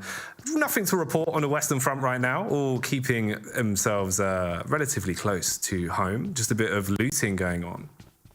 Yeah, really not much happening in terms of rotations right now. Most teams pretty happy, just stay out of the way, get as much loot as possible. Understanding that, you know, heading over towards this eastern side of the map, there isn't a huge amount of like compounds around here, all that high ground where you can stay out the way for a long time. So looting up as much as possible right now, picking up as many grenades, smokes, getting that gear invested now is going to be useful for you just in case you end up in one of those positions where it's like, right, we're just going to have to sit here, essentially, for a long, long part of the game. More than likely not going to get a lot of loot coming our way, so we need to really pick our battles. And I think that's what Nexus did quite well, is that they invested just enough nades into that engagement with VP that they still had a little bit left on board towards that end game that they needed to keep Sly Europe at bay. Mandarin, those spots the players from Shockwave, gives himself away, and now has to move back towards the rest of the team, because Shockwave definitely aware of the situation now. And I think the sad bit is for Mandarin as well. He had the read onto this. You could see the way he was peeking behind the little house earlier. He saw them coming over the top of the hill, so he was actually hoping that he could get a little bit of chip damage off, maybe a knock from the broken wall. Had his teammate close by to rotate out at least. So not the best case scenario, but definitely not the worst in the world for them. I did wonder how that was going to go down with our first bout that we could have had, really. But instead, it's a bit of a formality. They shake hands on the getaway. And this is where it could get interesting. KP in a bit of a risky position. One man trapped upstairs. Molotovs thrown through the window. He's going to try and bait the audio as well of jumping over the top of the balcony. Might have actually got away with this, but they peek together and they can clean up. Yeah, it's unfortunate that sending MADBULLS towards that position. Dagestan coming in shortly afterwards, and it looked like KONINA Power are in the process of making this rotation. KASIK team also suffering casualties there to Unicorns of Love, who made themselves fairly central towards La Bandita, just on that south side. And as we head into towards that stage 2, we are starting to see more and more teams start to rotate back in. Shifu there takes a heavy hit of damage. Will have to get himself back into cover, heal that one back up again. Game Lord rotating in alongside Avalanche over towards that northwest side. Game Lord's first game of the day. A little bit more consistent play from them overall. And this is like basically the last chance to really show us what they're made of in phase 3. I think that they have made some overall very good improvements. Rob staying as that DBS master on the shotgun. But the rest of the team also looking fairly decent now. But again, it's just that nervousness in those end games, Jackie, which does worry me here on Miramar, because we have seen it before, them just crumble when they get to that end game, not able to quite hold out a lot of teams, even when they are in the best position.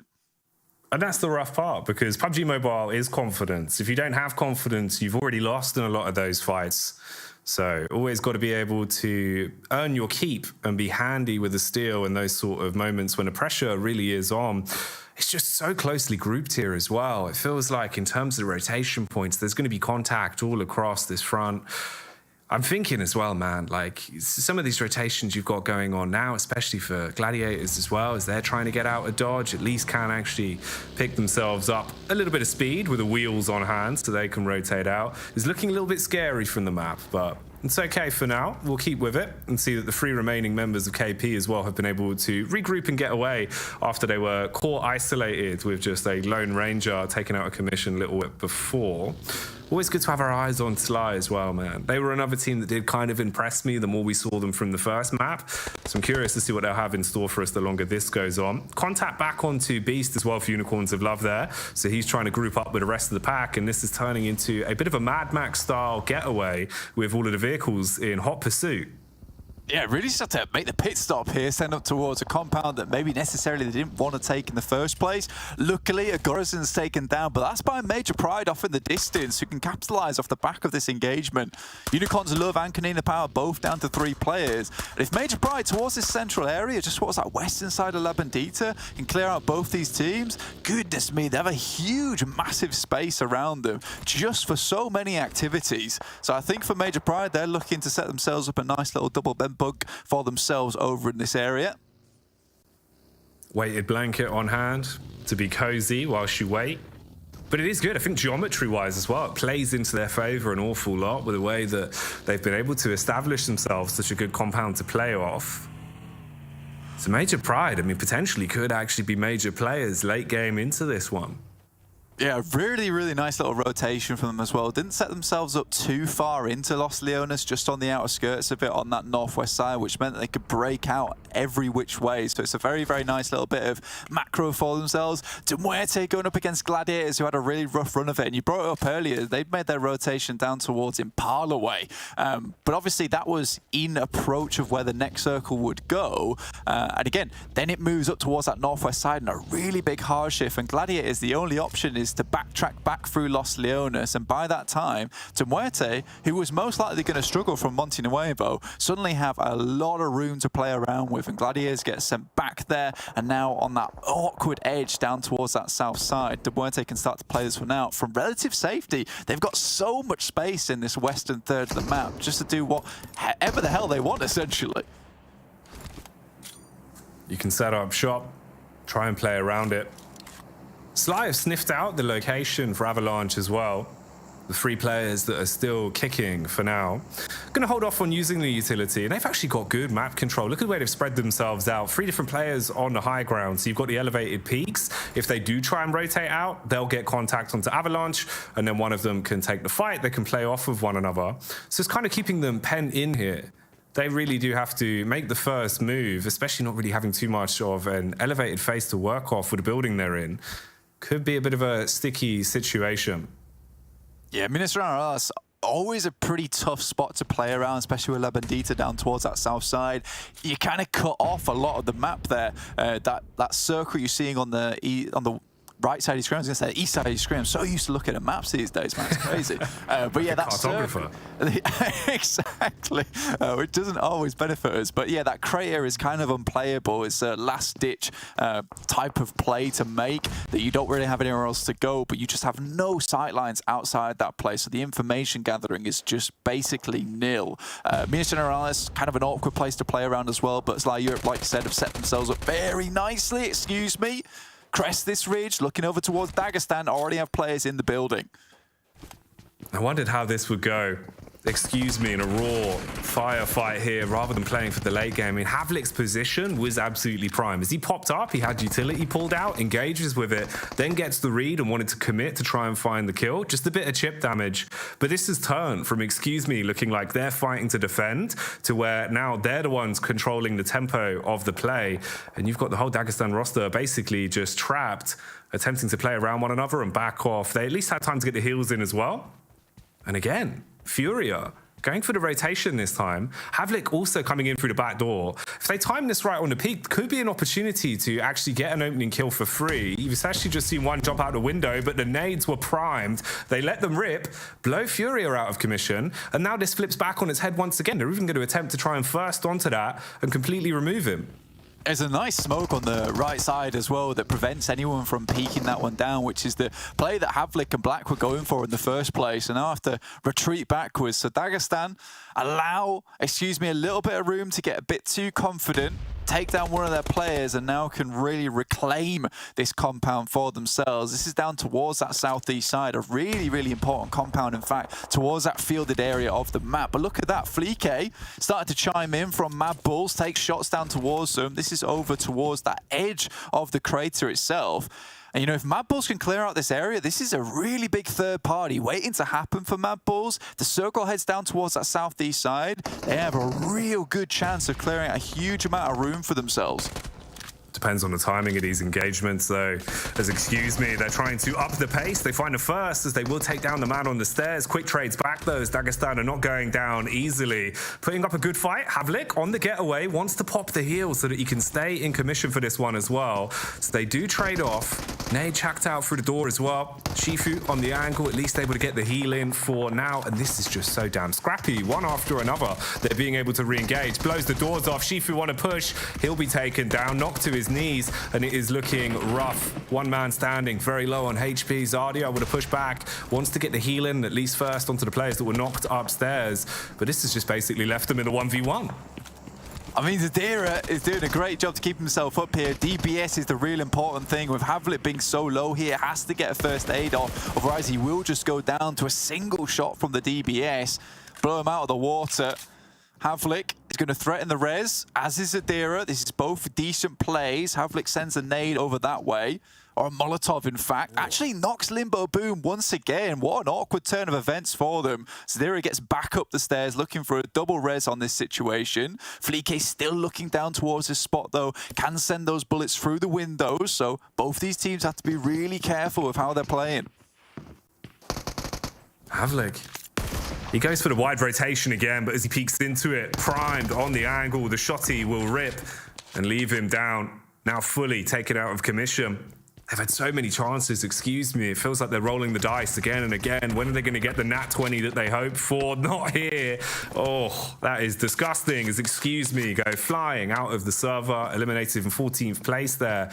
As they do actually win out on that one. An incredibly drawn out fight. Meanwhile, we flick over towards the barn here as well and see that Nexus are caught in a bit of a similar affair as they're being pushed up on by Shockwave. Cheeky nades trying to be lined up as well. And one of them will knock Doran.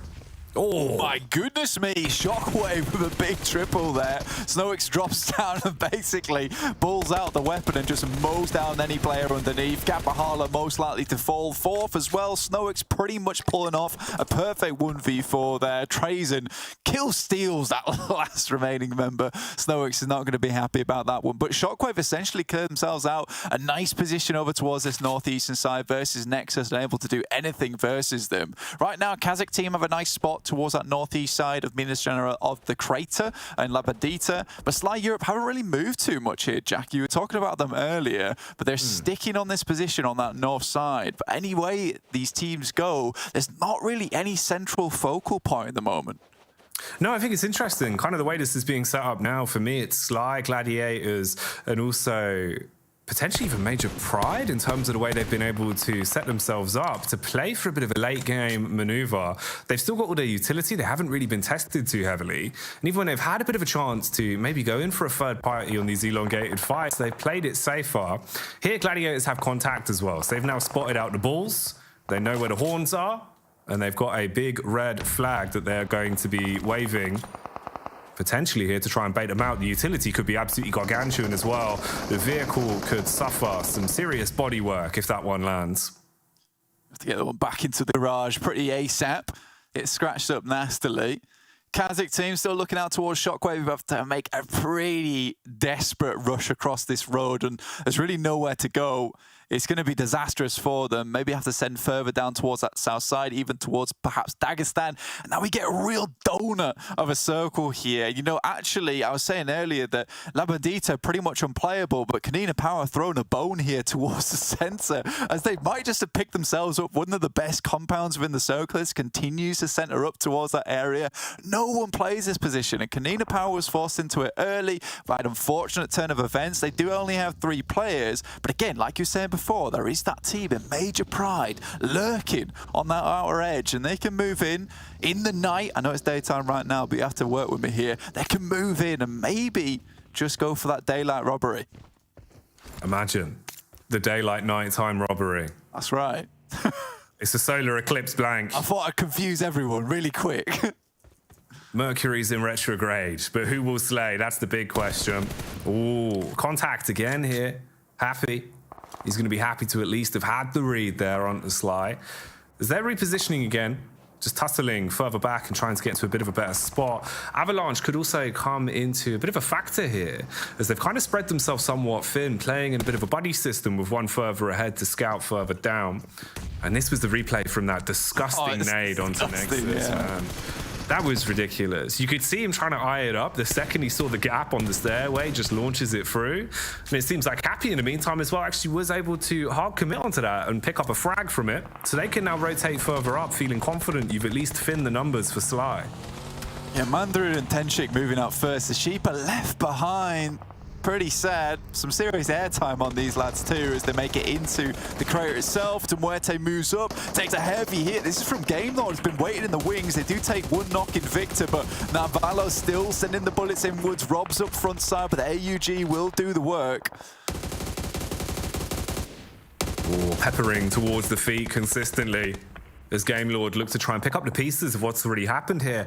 And this was an opportunity where Major Pride finally revealed themselves as well. They saw a chance onto the knock, so got somewhat involved. Now pushing up a lot more aggressively, a change of pace compared to what we had seen. This looks like a bit of a nightmare going on for Avalanche as well, as it's all gone wrong.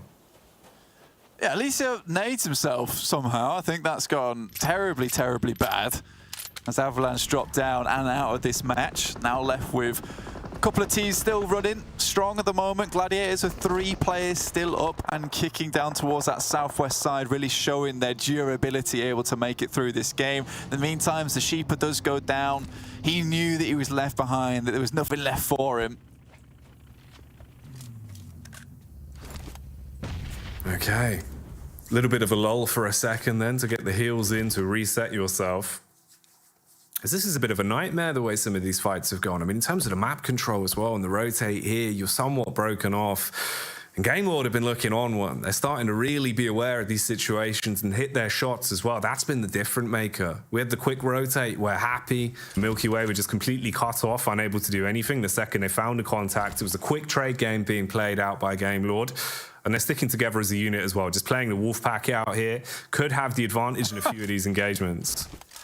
It is a mad circle. I don't think I've seen this one in a long, long while, honestly. But like you say, Game Lord, yeah, definitely hitting their shots, looking a lot stronger. And you were talking about that confidence factor earlier, and I think that certainly did come out strong here for Game Lord, because it takes a lot of confidence to play this sort of position, which is out in the open, waiting for teams to rotate into you, because you're not sure if it's going to be 2 teams, 3 teams, 1 team rotating in towards your position. And I think for Game Lord to take that kind of play is really big. Major Pride making a bit of a weird decision, heading south towards Unicorns of Love, wanting to clear them out in the beginning.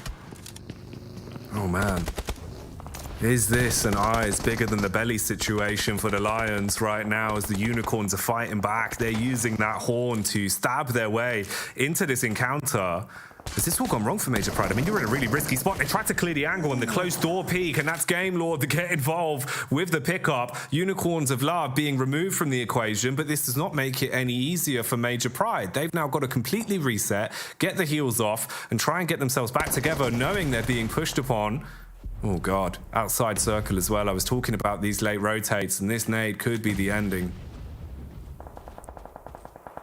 At least 3 point down. English burning away. For Game Lord, yeah, definitely were caught by surprise there versus KASIK. Just striker now remaining, I think, for KASIK team. 1 nade in the pocket for Victor, so utility extremely low. It's a dangerous play coming through from Major Pride. They do get back out of it with 4 players alive and clear out the majority of that western edge, which is smart in a way, but I think there's only really 1 team that would make that decision, which is Major Pride. To be able to clear that fight up so quickly, it has to happen fast. If it's a long, drawn-out fight, you're likely to go down to the play zone. Kitsune goes down to MADBULLS, and it looks like now Major Pride and MADBULLS themselves pinching away at Gladiators. And the Gladiators not being able to stand strong in the arena at the minute. Oh, look at this as well. Shockwave all grouped up, 4 close together. Dagestan split into just 2 as they're trying to play on the side of this mountain. There could be a big boom for this man if he's not ready. Nade dashed across, so he's got the read at least now. Knows what he's up against on the other side, so he will back and just try and play on this high ground. If they push into him, he's got a good angle to work off. In the meantime, it seems like someone's been absolutely bonneted, and this doesn't stop there. Again, re-aggression from Major Pride. Finally a trade as Gladiators will surprise on the Yen, leaving him lifeless. Monkey's got to fall back to join the rest of the pack, and it is getting a little bit rough. Game Lord actually taking shots from the northeast side towards this engagement. I mean, Gladiators still have 1 player left remaining in Meku. Yen just slowly limps away from this engagement as MADBULLS bite off a little bit more than they can shoot. KONINA Power, happy. It has just been sunshine and daisies for them down in La Bandita for such a long time. Basically done nothing this game. The excuse me approach. For Game Lord, this is looking like a game for them to take the chicken dinner in, and it's been a long time coming. That confidence really has shone through them in this match, their first match of the day, so they're not even hot off the press. They're just looking to push this game a little bit further. With that kind of circle shift, though, Major Pride's prospects on this game become a little bit more difficult now, Jackie. Yeah, the benefit they had has suddenly become a double-edged sword. In reality, I feel like this fight's going to affect so much as well. The potential for Dagestan, if they can actually get Limbo Boom into an angle to do a bit of damage here on the push out. He's been biding his time for quite a while, just playing on the back of the hill. Got to read with the audio cues. Surprise now, as quickly the nades start coming over. And they're going to be taking these elevated picks as well. Using the smoke to at least create a bit of a break in the line of sight so they can back off or play the mind games. Dagestan are still flanking them. This could get a bit risky. We'll see where it goes from here. Nade-wise, starting to run dry on a few of the players as well, which could always come back to bite them in the bottom. And this is just one half of the circle. This is just to actually get yourself back into a position to play. You still have to find your fight through Game Lord as well, that are basically going to be blocking the edge. Major Pride as well, still finding an opportunity to pop themselves up with a couple of eliminations back onto the MADBULLS. That's a double knock going Major Pride's way. At least they get some refrags over towards MADBULLS, who are now right on the edge of the blue, and it's pushing in. Zerich extremely low, but Chulika more than likely to be left behind here. Major Pride do find themselves that edge of the compound towards KONINA Power, who do take a knock and can maybe play from here, but look at the dilapidated buildings in this area. There is no roofs on most of these, which makes it very easy for Zerich to take these shots. They are basically sitting ducks. Effect gets forward though, which is a really big thing, and Nomi sits back trying to take shots towards these players on the outer edges. Dagestan against Shockwave. SnowX goes down, and surprisingly they're still going. They do lose one player, and it looks like MADBULLS are going to take advantage of this one. MADBULLS, they've realized there is carnage occurring. They've seen red and they want to run straight in to get involved. Sifu assisting as he bags two there and starts to shut down Dagestan with a quick turnaround as well. They had the read of MADBULLS flanking up onto them. Is it too little too late though with two players knocked? Shifu really has the world on his platter. He wants to try and pick this one up. Scurries back to play around his teammate, body blocking at least for the first contact with the bullets, drops himself prone to the ground, but I think that's where his story will end, as MADBULLS have been able to roam over and tidy up there on the end of that awkward engagement that had been going on for so long. Yeah, the fact that MADBULLS are able to get all four players back up as well is a pretty big testament to their skill in this game. This has been very resilient from them, lads. Fleek steps up, continue to take shots down in towards that creator side, taking advantage of these edges for as long as possible. KONINA Power, look at that. Fash still taking shots, got a lot of bullets on side. Level 3 helmet, level 3 vest. They have been waiting this game out for a long time. And this is where it matters most. Don't pull any punches now, as the circle's getting smaller and your chance for glory is getting so much more real in front of your eyes. Push up as well. Really starting to get themselves saturated on the angles just above KP. One member from Sly as well still standing. That's Technic, who is just tracked down to the lower levels there. Mandarin could provide some sort of information at least to relay that over, but both of them basically just have to play as individuals, and it seems like Mandarin will do one better. Had the Molotov in the back pocket, dashes it out, denies the push, and slows down the oncoming third party that was looking to get a read onto them. And Technic can just play this angle and get the information as well. Knows that MADBULLS are nearby. I love the fact you still got the big man up top on the hill as well. He's been so crisp at being able to deal chip damage. Should be able to assist them. Nasty molly goes over towards Tenchik there, has to move back into the building alongside Mandarin.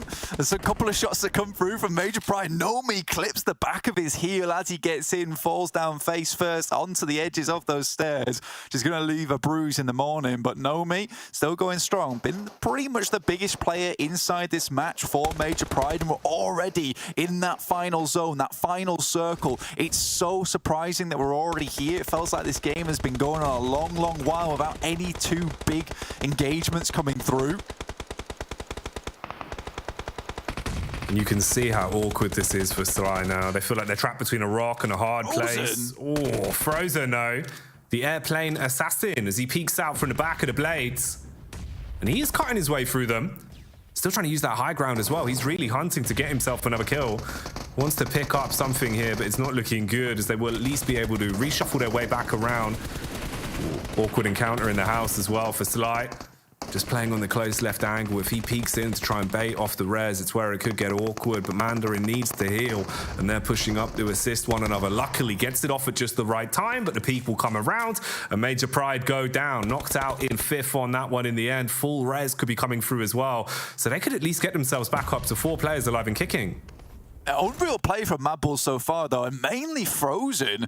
Basically dealt with the entirety of Major Pride by himself off the back of that wing, soaring through them lot. KONINA Power, though, again, just really have done nothing in this match, just allow players to come towards them. What a massive boon for them to be sent here in the first place. Essentially sent to wait outside for the teacher, but honestly, was able to go home early instead and might pick themselves up a chicken dinner off the back of it. For Gamelord, still 4 players left alive. MADBULLS have to pull off something amazing here to get them through this. KONINA Power slowly but surely are suffering, losing more and more members. Fleek steps up first, now just Frozen left alive, and a big ask. Oh, he's answering the call, though. Frozen has been a difference maker time and time again. Here, he is still causing issues. Has to get the quick heal off, though. 2 seconds on that one as he's being pushed. Knows he needs to back off around a corner. Tries to drop to the prone, but it will not work out. That is the final elimination coming through as they lock that one down and pick up the chicken dinner. Gamelord with a hell of a game, actually, Blank. I will say, I think they looked impressive from start to finish on that one.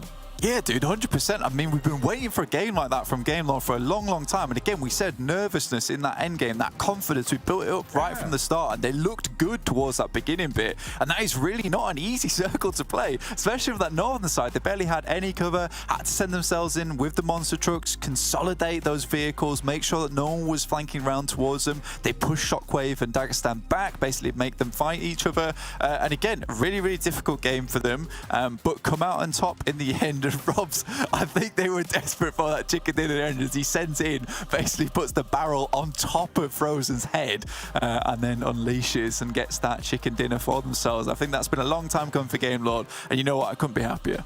No, great that it's happened now as well. Couldn't come at a better time, really. And they did it with prowess. They did it with finesse in the way they played that one out. So it's interesting to witness. And there is still so much more for your solo peepers to enjoy. For right now, we'll head over to a quick commercial break. And when we come back, we'll start to set up our 3rd outing of the day. We'll see you in a sec.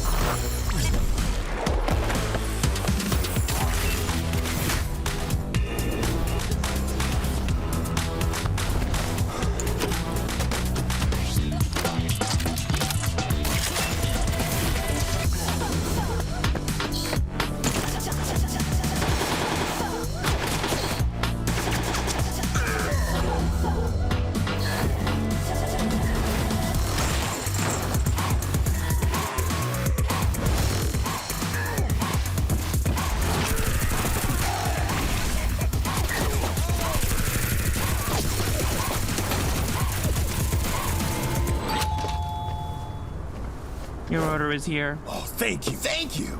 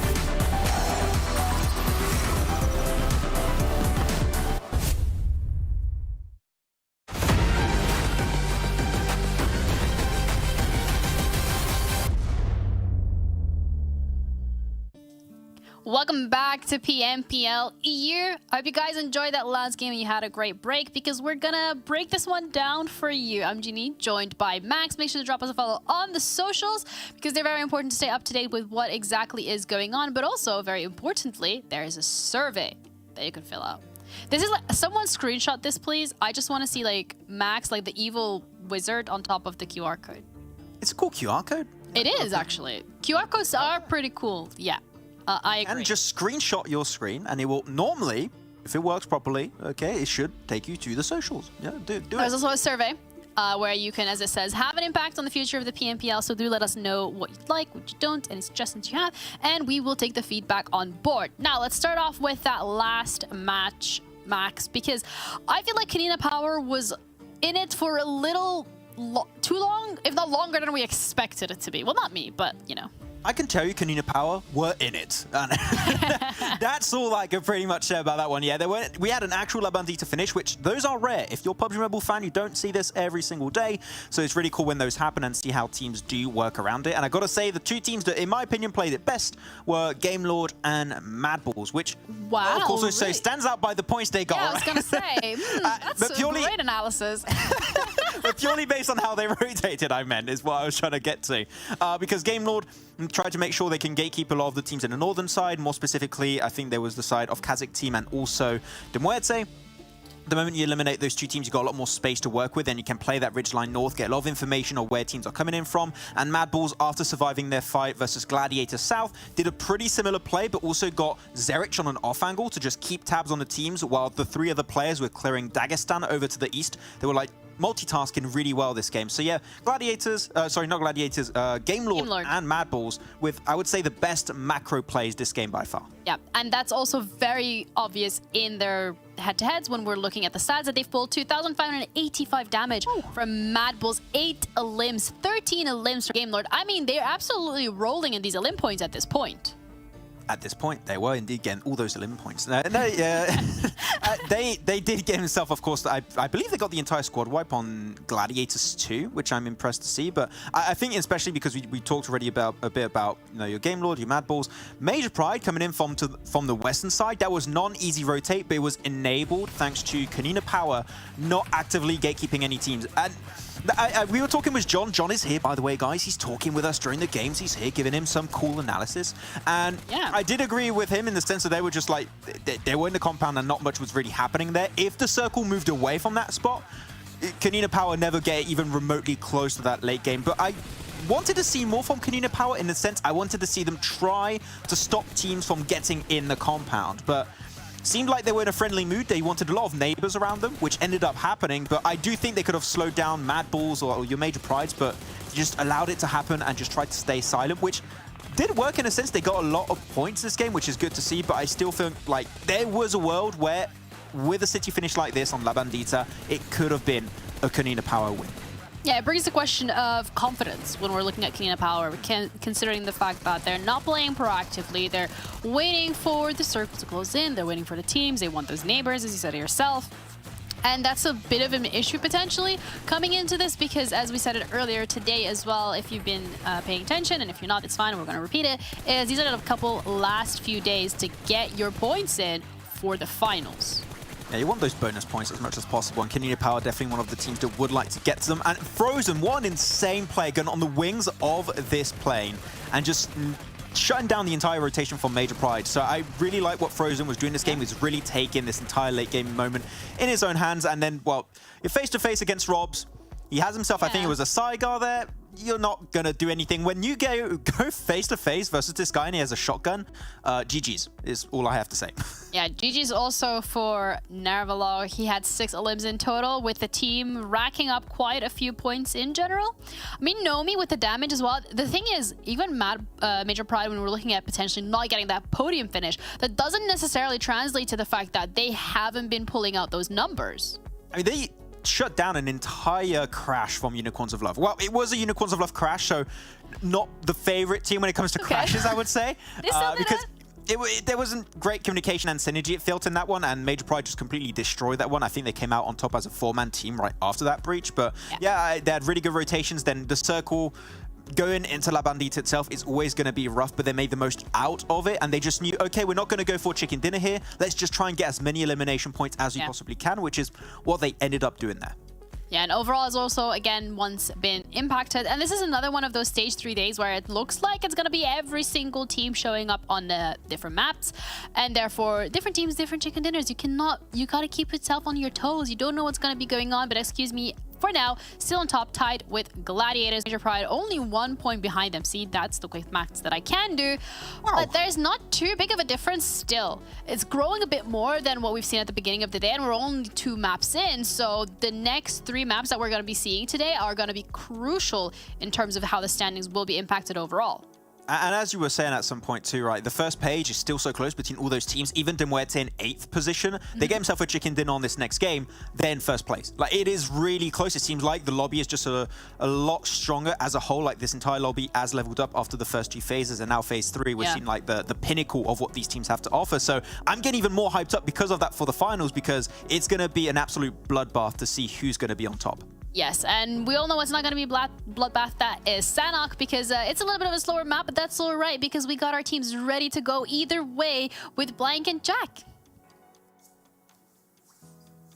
Oh yes, me and Blank locked in position for another rumble in the proverbial virtual cage. Blank, you excited, mate? Hey, I am, yeah, I'm very excited. Sanhok being my favourite map of all time right now. Real good fun to play on this one. I think being a smaller map as well, you typically get a lot more engagements around here. There have been some interesting quandaries happening here and there though, because I think that, you know, looking at some of these teams like Gladiators, even Game Lord to some extent, there has been some just slight issues in terms of paranoia on these rotates, hesitation where they're not actually able to find themselves the pickoffs that they're looking for, or even get on the rotation side of things. And I think for Gladiators, who typically go for this slow rotation, it really does hurt them a little bit from this northwest side. It's not often that we see these northwestern circles, and when we have seen them, in fact, Gladiators haven't done very well there either, because it's been such a long time coming for them. Suddenly they fumble it right at that last minute, so slightly unfortunate for them. But again, a lot can happen here. NEXUS typically getting quite far into these games recently, and I'm hoping to see a bit more of that from them, because I think they have started to not get as involved on this Paradise Resort drop, where so many of these teams do congregate, and it ends up being a bit of a trash compactor in terms of getting rid of teams. But come on, Blank, we've all seen the emails, we've all had the marketing for Paradise Resort. Why wouldn't you want to go there? Why wouldn't you want to enjoy the sights, the sounds, the beautiful atmosphere that it has at Paradise Resort? I mean, the leaflet is very tempting. Right? So Pictures on the back, they look beautiful. They really do, man. I can't help myself but wanting to go there and get myself into an engagement with someone early, and suddenly I'm sent back to the lobby. But what if the real Paradise Resort all along was being sent out of the game in the first 2 minutes, and you get to rest until the next map?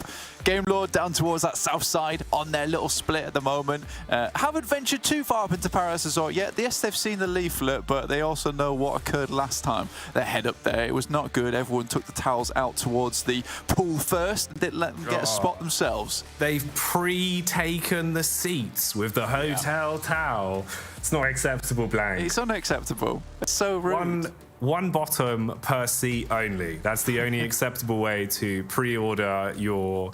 Are they called beach chairs? They are. Or what are they? Yeah. Lilos? Lilos, right? That's a real thing. Yeah, that pool, I just call them like the pool recliner, you know? Pool recliner. They've got a lot of different names. This is a bit of a stare down happening. Oh, he's baited him out. That is unfortunate. Palucci in the back with the weapon. Fash seemed so indefensible until he pulled out the bronze knuckle busters. It was all fun and games until they started shooting. Now it's still fun and games, but with a bit more shooting. So we are truly stuck into the action then. We'll see how this one goes down. Already, I'd say that I'm impressed with some of the quality of play that we've had today. It's felt like we've definitely been kept on our toes in terms of which teams are showing up. And more than anything, I'd suppose the utility usage for me has been above and beyond. Everyone looks like they've come in so fresh today with their nade usage across the board. Do love the big old elephant as well. Good to see him getting a little bit of limelight. Elephants being the only mammal that can't actually jump, by the way, Blank. Is that an actual thing? It is, yeah, because their bone structure, it grows facing downwards, which inhibits their ability to ever jump. Oh, that's crazy. I did not know that. That's Yeah, why you and don't of course, see famously, elephants. elephants will never forget. Yeah, that's true. They'll never forget this, though, as we'll never see elephants playing basketball. You can't play. You're rubbish. Yeah, but I've already made the jersey. It's got a trunk hole and everything. No, Like, do some you're out of the draft. very cool 3-pointers with the trunk, though. It'd probably be Oh, quite dude, easy. he could get a 6-pointer with that schnoz. He could throw it from miles away. But yeah, head back towards the game here. Certainly seeing some of these players having a bit of a jump here. Jump spotting here and all over the place. Looking for a better position over in this circle. We are seeing some leapfrogging happen already. KONINA Power trying to head further down towards VIRTUS.PRO's position, who play along that very middle side road alongside Quarry in several of those compounds there. Pick up a lot of the loot early on. KONINA Power just setting out just a little bit earlier. Get some of these compounds to themselves, looking over towards the VIRTUS.PRO rotation, which has been spotted more times than not. And Folly making quite the direct run across. I think Agorazin spotted that, but doesn't take any shots. A little bit too small of a window there to go for that one. That's what I like about Folly. This man seems to play in his own lane.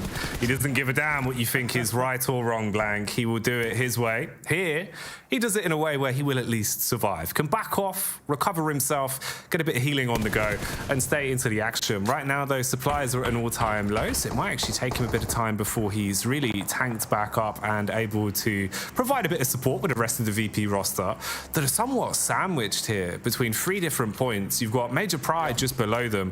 Actually looks like a bit of an awkward setup reading it from the map.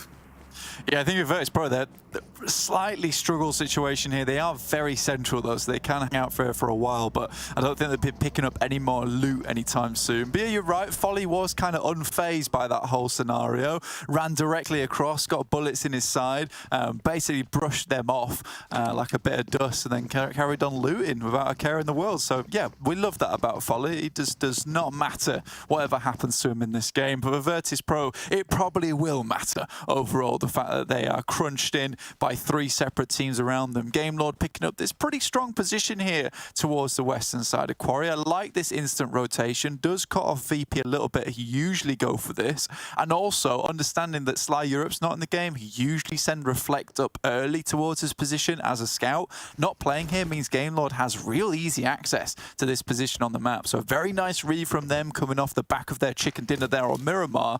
It bodes well for him. It does indeed.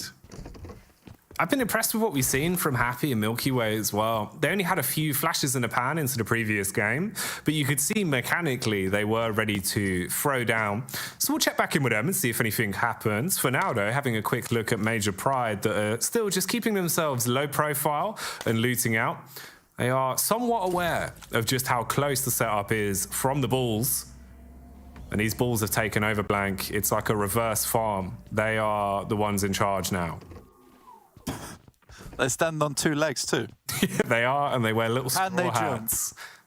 They can, yeah. They've got terrifying. They've got the heels. They've got the heels like a kangaroo, Blank. Oh, that was I don't like that. Bulls that can stand up straight and jump at the same time. I've been knocked over in a second. But I think this is quite interesting because not only can these Mad Bulls jump, they can also sneak, which has been a big change for me because usually we see them razz it through on that western bridge just above Painan straight across. And Major Pride often pick up a fair few eliminations for that. This time around, Mad Bulls has gone for a bit more of a Metal Gear Solid approach, moving in towards Painan itself and laying low for a little while. And I think this has really caught Major Pride off guard. You can see them playing a little bit nervous around the edges, all laying down, not quite sure what to think about this one. The circle centers up. Painan still pretty much in this one, so I imagine this is going to go on for a little bit longer. I think the biggest boon for the guys on Major Pride is the fact that Yen is on the side of Painan where currently Mad Bulls are playing, so they do have that side swipe if necessary.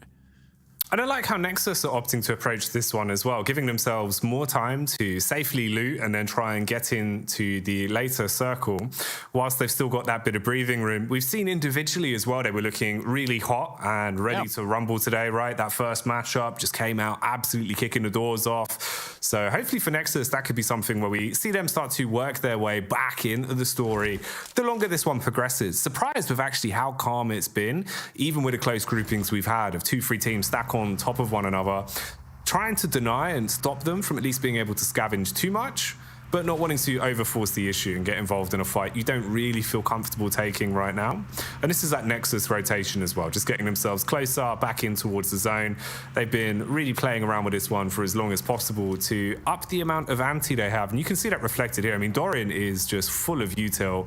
Man's got 6 grenades in his back pocket. Yeah, he's good to go, like stimmed out of his mind as well, so he's really feeling those painkillers at this point in time. But I think for Nexus, you're right, this is a nice little thing they played out for here. Usually they get a little bit too stuck in too early and end up losing a player or two, but by this point they know that most of these teams have already rotated downwards, and with the map being so small, this rotation fairly easy to go for actually. So I think for Nexus, having that much utility, maybe some of it is going to need to be invested when they're pushing their way into the circle itself, but you still have a fair bit wherever you end up. And remember, any team that they're able to take down with their vast amount of utility on board, they'll be able to pick up whatever loot that they dropped in the process. So I think for Nexus, this is a decent play, and we'll just have to see how this pans out, because honestly, again, coming in from that edge side for a lot of these teams has always been a little bit awkward, but as you can see on the map, when it pops back up again, there is actually a really nice entry point for Nexus, just to the south side of Paris Azur, which they can pick up. Yes, they'll be right on the edge, but still a little bit of room to play with. Most teams now in to Muerte, moving in from that south side on Camp Charlie, a little bit split at the moment, but should be able to get into position. You were talking about Happy J as well, and this guy is like the de facto scouter of the team, but recently has been more putting up numbers as the fragger as well, so he's like performing multi-duties right now. Damn, man's got all of the roles to facilitate. Hopefully we'll get some more eyes on him as well, because we could even witness into the previous game. You could see they had their moments where, especially towards the later game, it looks like they feel a lot more comfortable to play off one of another and almost kind of just commit to a game plan from the call, which is what you like to see. You know, even if it's a bad plan, if everyone commits to it, it tends to have higher success. Having a quick flick back though, yeah man, actually, but the way that this is set up, Nexus have just had so much time to fully basically pick dry and scavenge everything that was left out, and then you do kind of have a clear entry point coming back in. All right, that could be pretty sick to see. I feel like Nexus may be being a bit of a dark horse in this one then, the longer it goes on. Yeah, definitely available for them. Again, next circle pops up towards that north side as well. So now's the time for them to go. They have vehicles. They've got everything they need to push in. They can head towards this compound, maybe even try and duke it out with AR, who lost a player right in that early game. Remember, that was Elementrix that went down. Arguably one of their best players on the team too. So a real opportunity now for Nexus presents itself. Again, for Major Pride, they still have to get rid of MADBULLS before they move, or at least make a very swift exit. KASIK team sends up from that south towards the north, just underneath VP, who again have historically just sat in one compound for a majority of the game before, not really done too much, and then had the compound ripped out of their hands. It's a VP classic, man. You play the slow numbers game. It's just how it works for VP. It's ingrained into you, it feels like. It's like the team culture. But right now, we'll see if that comes back to haunt them. And here, we'll see what scary scenes are about to unfold. Utility already been thrown around the corner as they're trying to get stuck in with this one. SHOCKWAVE thought they were sneaking up to actually kick off the engagement, but they've come somewhat unstuck. They've been spotted upon, and KP are getting involved with a third party from the back line as well, so they're being able to spam out at least and keep these players in check. So a bit of a stalemate here on the divide. SHOCKWAVE still trying to at least clap back from it, pushing up with a space created, as you've got one man up front with a shotty, looking to at least give them a bit of breathing room. Like the way they're playing it, clearing angles together though. The buddy system in full collect, but this is going to be rough, clearing the closed door as they push behind. Do at least find that one onto Aces and fully remove him. It's a really cool play from Nexus, though. They sent players down towards the south and that north side. Doran scouted out this position, and actually, they pick up Becca in the process. So Doran feeds that information back that, you know what, guys, there's a third party going on around this spot. Maybe we can pick up on it, but we have to be quick. And with the vehicles that they picked up in that early game, they've been able to speedily gain position over towards this area. So for Nexus, this could not be better news for them. This is what they've been waiting for the whole game. They were the vultures picking apart the battlefield for everything they wanted, uncontested. Now finally have an opportunity to get themselves stuck into the thick of it, but the action really is unfolding before our eyes. VP clap back as they find a couple of picks against the KASIK team as well. And now, moving up with a util, I mean, this is going to get a bit awkward. You're basically just trapped behind the smoke wall with the rock to play around. They nade either side. Good use of the utility to push up, try and close the gap with a shot. He's taking a lot of damage, but being able to find success in the end, at least off the back of an uncomfortable trade. Happy nades his own teammate, says sorry, drops the smokes down, comes along to pick him back up again. In the meantime, KASIK team actually get denied by VIRTUS.PRO, which is, you know, hats off to VIRTUS.PRO. It has been practically never that we've seen the defender compound effectively, and they've been able to do it. And now it's one of the best compounds in the lobby. But already you see Major Pride coming in from that western side to pick that one up for themselves. Bit of a bout developing here as well. The MADBULLS themselves, they've been locking down the back of this hill for quite some time, and this is where Gladiators have been gravitating towards. They did have the high ground, that was Kitsune that was up top, basically just playing lookout, but now they've been forced off the tower and started to move further in. If MADBULLS take space with this as they chicane safely round the back, they could get a read, and now they'll have the elevated positions to play off. So in potential chip damage here for rotations, it could get a bit awkward. They spotted out the back of the vehicle as well. So that's now at least the info they were looking for. Yeah, Tixie's actually going to invest the medkit here, understanding that he's probably going to be getting into a pretty big engagement soon, wants to be 100%. Looking down towards that south side, though, Major Pride have made their way into the most west compound here on the crossroads. Looking to clear out the rest of the VP roster.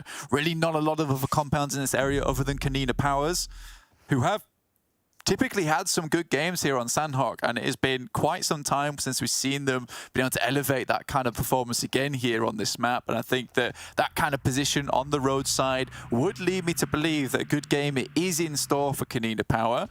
Teams out on the edge, Muerte still going strong, but look at that. Tixie actually picks up Nomi. The Nexus still trying to find some success here, spamming out. They've basically been the hook line that is holding all of SHOCKWAVE in position again here, keeping them trapped as there's not really much room to breathe from fighting behind the trees. But that'll be the kill that makes the difference as they do actually knock onto this man, leaving him on the floor, causing a bit of panic as they rotate to try and aid one another. Smoke's going in to at least block off a little bit of that line of sight, but it isn't really helping them too much as Nexus cleaning up off the back of this one. They've waited to play their cards, and they do finally, as that'll reverberate with SHOCKWAVE being eliminated in 11th place, flicking back over to the Unicorns as well. Locked in a bit of a bout from distance, it seems, as they are spread relatively thin. Yeah, I mean, these boys are in a sort of a difficult scenario for themselves. They're going to have to edge themselves back out into the blue to try and eliminate some of those sightlines coming through from Muerte, who are now looking down towards Game Lord. Now Valo zigzagging his way through the underbrush. Looks towards these players as well. Happy J first to contact, but Game Lord still playing quite a cheeky game themselves. Just swinging around, constantly confusing the opponent. Ooh. From the vehicle as well, that was nasty.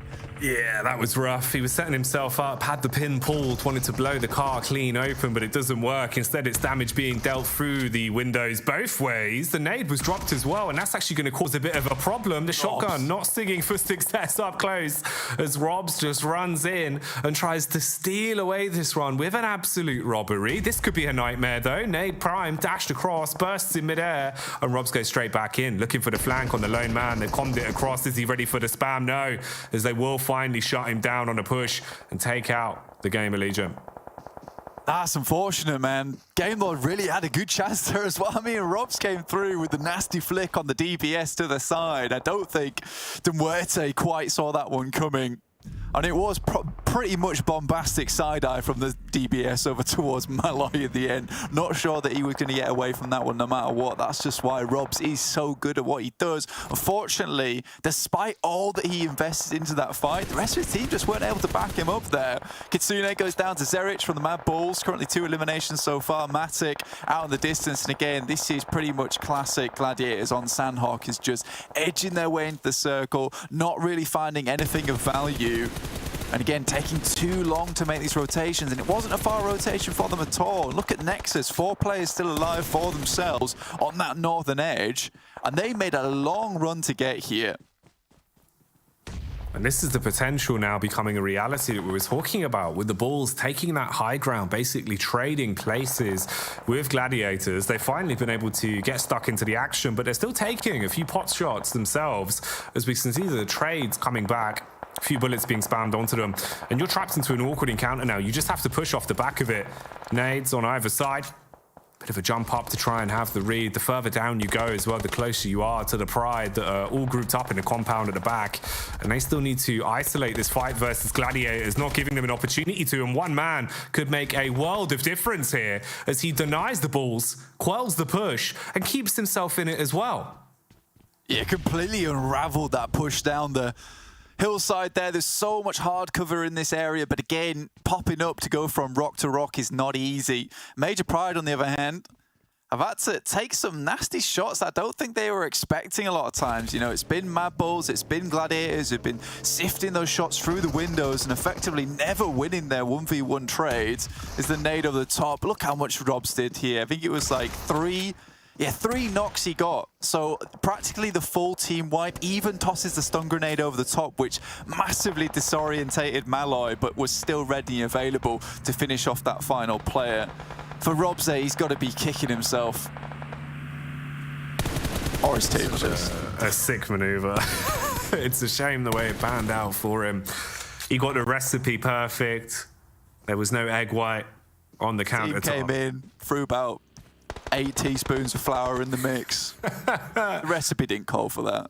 They set the oven to 300. It was only supposed to be 1 AC. What are you doing? So for Robs, unfortunately, the chef is buoyed by the rest of his understudies. NEXUS still moving in really strong. I think they've had a really good game this time around. But to Muerte, 8 eliminations. It really does look good for them. Unfortunately, just down to Malloy now, who was a bit of the clutch master for this team. Looks up towards NEXUS, taking heavy hits from the blue here. And NEXUS should be able to finish them out. For NEXUS, 7 grenades still in the pocket. You know, they are becoming a little bit of a force to be reckoned with, as Doreen just hits that one, nails it on the head, and now they have the circle? Are you kidding me? Oh man, the one saving grace could be the man in the back line here for KP. Catches the drifting. I want to rotate with a vehicle, so he does take him out of commission at least. And someone needed to put the foot down on NEXUS. This is getting a bit aggro though. They're just charging out. They're trying to fight close towards VP. They want to close the distance, but they had an angle. Singly had the opening on the line of sight, so he was able to peek and deny the rotate until Nomi wants you to know his name, gets stuck back in. Folly involved with the action as well, and this is looking rough. I mean, you might actually be able to clean up, find the elimination in the back line here for Gladiators. And this is all gone off in a few seconds. Major Pride going from being a key player in the dying moment to being completely removed. Gladiators falling to the wayside as well. And we're just down to NEXUS with 2.5 men left versus VP with just the sole defender and a full house for KP.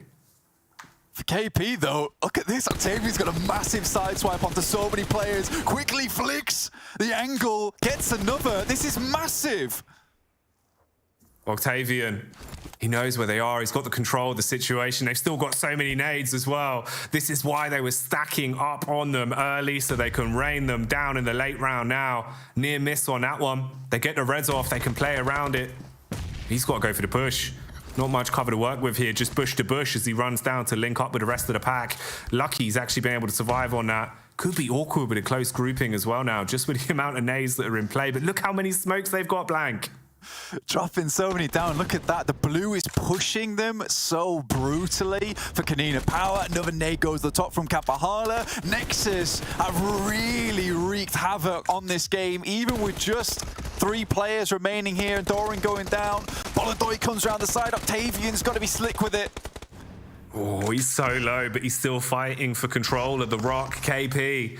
Oh, they are rock steady in this one. He's got to get the full heal off. Knows how close they are. Utility round away side as well to try and catch him. Molotov doesn't spread in time. The shotgun not going to be fast enough either. Again, another trade, and it all comes down to this. The Raw 1 versus 1. KP or Nexus. Peek up behind the tree as well. He's seen him. It's a battle of wits now. Nade going to be used, but will it be in the correct location? Octavian just waiting for that peek. He's confident with his rifle skill. He's got practically nothing left here, Jackie.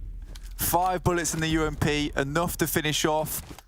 Might try for the res, or at least look at a little bit more ammo. For the nades passed across as well, that's big. Just drops one down to cause him to push out to the side. It's going to continue to push in. The nade might explode. And that's it. My God, in the last second there, Nexus stealing that one away. Edge of the sea action, a real nail biter. If you have any fingertips left, I'd be surprised, Blank, because that one finished in tremendous fashion. For Nexus, right, the way they start the game off, we're already alluding to the fact, okay, this is a bit different. You're kind of taking your time with this. You called it as well, I love it. Yeah, bro, like fully just pick the map apart and then come in to clean up. They really were the vultures on that one.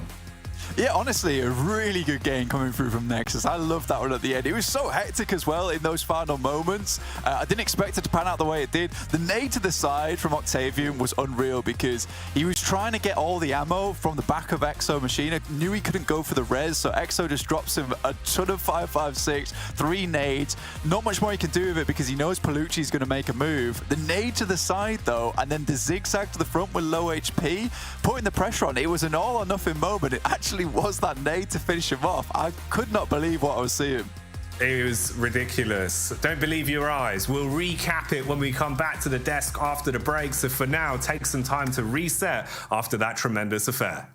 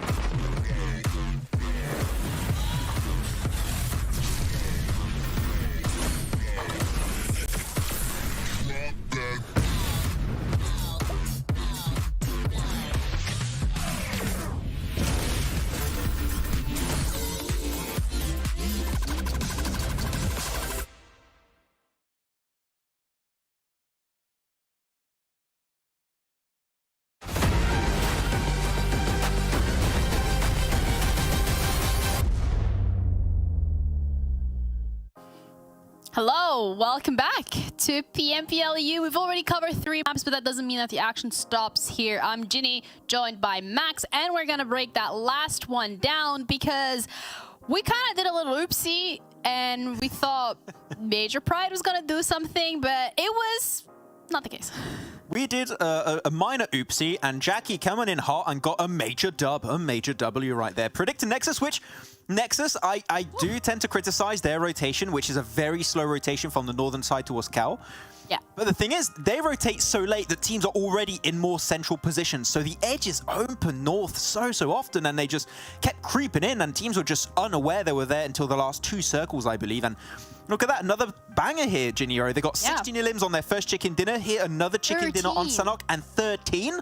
Like, we said it was close between the top teams, but that's going to put them in first place on this 3rd phase. Yeah, that is the most elims we've seen so far coming out from Nexus Gaming back-to-back. Like, sure, they've had a very quiet game 3. They had 0 points, 0 elims, 0 placement points, and they took that personally coming into this one. They stepped it up to the plate, 23 points in total. And when we're looking at the rest of the teams, I think today as well is a bit different from what we've seen last week, Max, where regardless of whatever map we were playing, teams would get at least 1 elim point. But that doesn't seem to be the case here today. Today is very top-heavy. Yeah, exactly. I was going to say it's very top-heavy for some of the teams, and we saw Muerte get himself some good eliminations this game too, which is good to see from Muerte. Seems like they're able to build that momentum a little bit more, just be a little bit more consistent in these games. So yeah, I'm happy with what we saw from some of the top teams, but a team that we got to bring up again, or maybe one player we need to bring up again, is Folly from VIRTUS.PRO. I don't know what's going on. This man's just jumping out on people with a shotgun. He's getting himself some nice clutch moments towards the end of these games. And it works, exactly, because we said it, the only threat right now to VIRTUS.PRO, the real threat, is Avalanche. If they keep getting just a few points here and there, Avalanche is not going to be a threat, okay? They're just going to be a non-issue, which has been the case for a while, but even more so now. Yeah, looking at the highlights as well from today's game, or at least from the only and first Sanhok of today, you can see why SHOCKWAVE has also been climbing up the ranks slowly but surely, at least keeping that position in terms of preventing the bottom few teams from further getting into the top. That was a messy push. I'm sure Kennedy's pushing. Like, I have no idea what's going on. Everyone's just in the smoke right now. But yeah, SHOCKWAVE, I mean, it's enough to remain in the middle pack, right? But after what we saw from them, especially in phase 1, I would say, Janiro, we know this team can do more, and we want to see more heading in the finals. Though Robs, he did a lot here.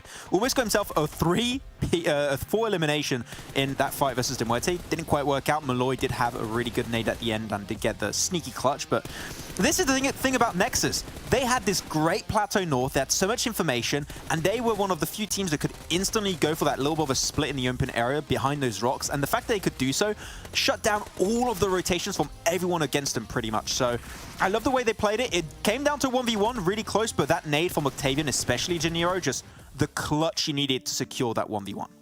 Yep, and the 1v1 has been secured. Nexus are the ones to get that chicken dinner as well on top of those elims. But when we're comparing them against KONINA Power, it was a very close one. KONINA Power leading in damage, but when we're looking at the elims, Nexus Gaming taking 3 more than the next best team.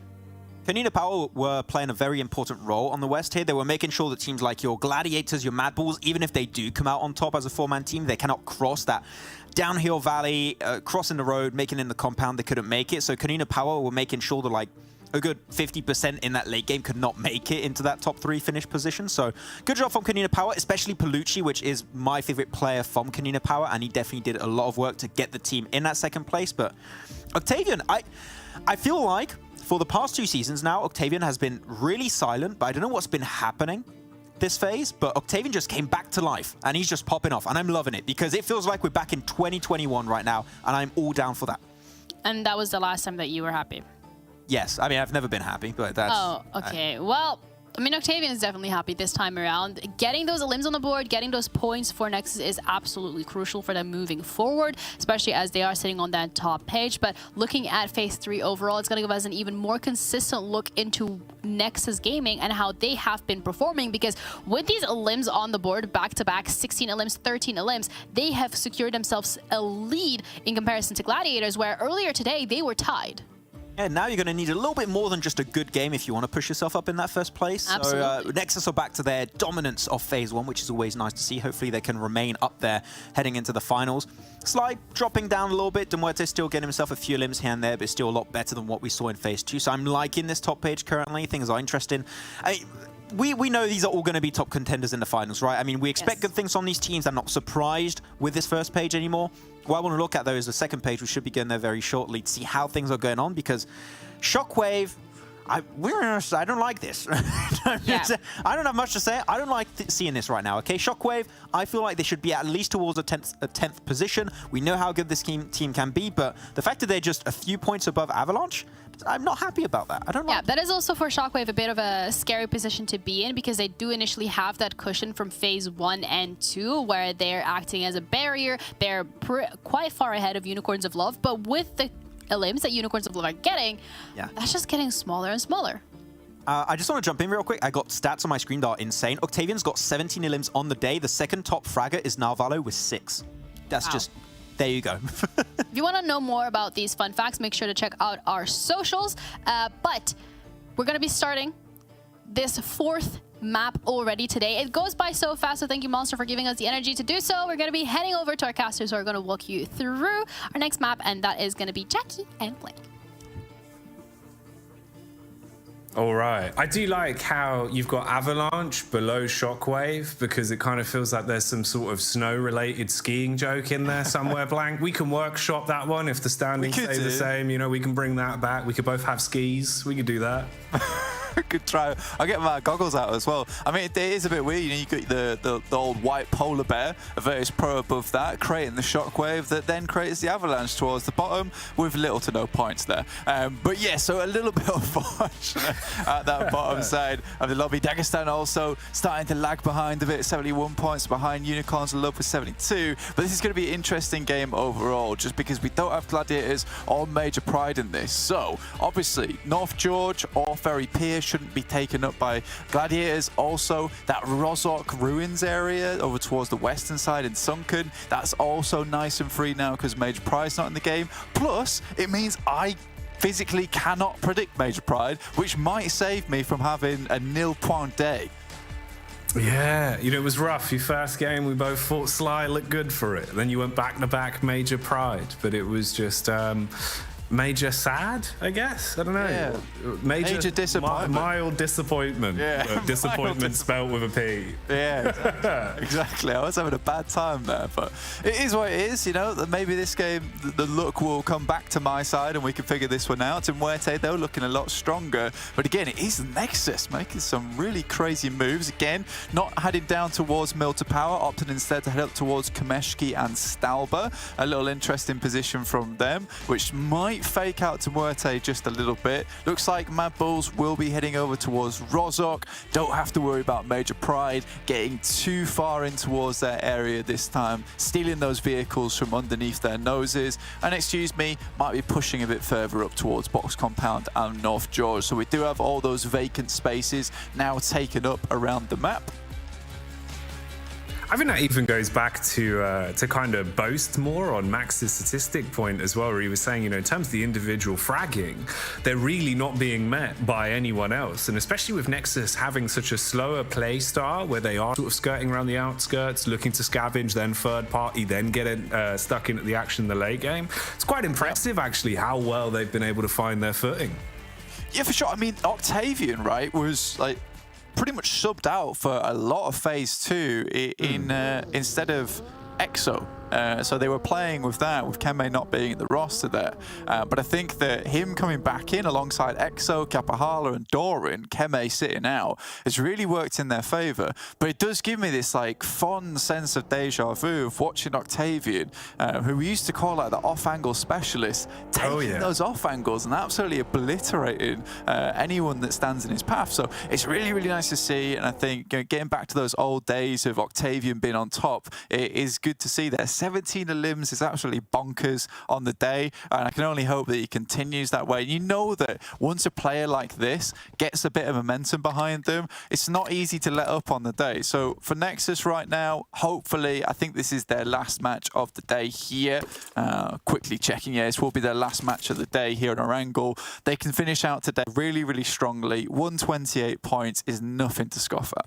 No, that's fantastic for them. It's thrust them so much further up the standings, really, in quite a quick space of time.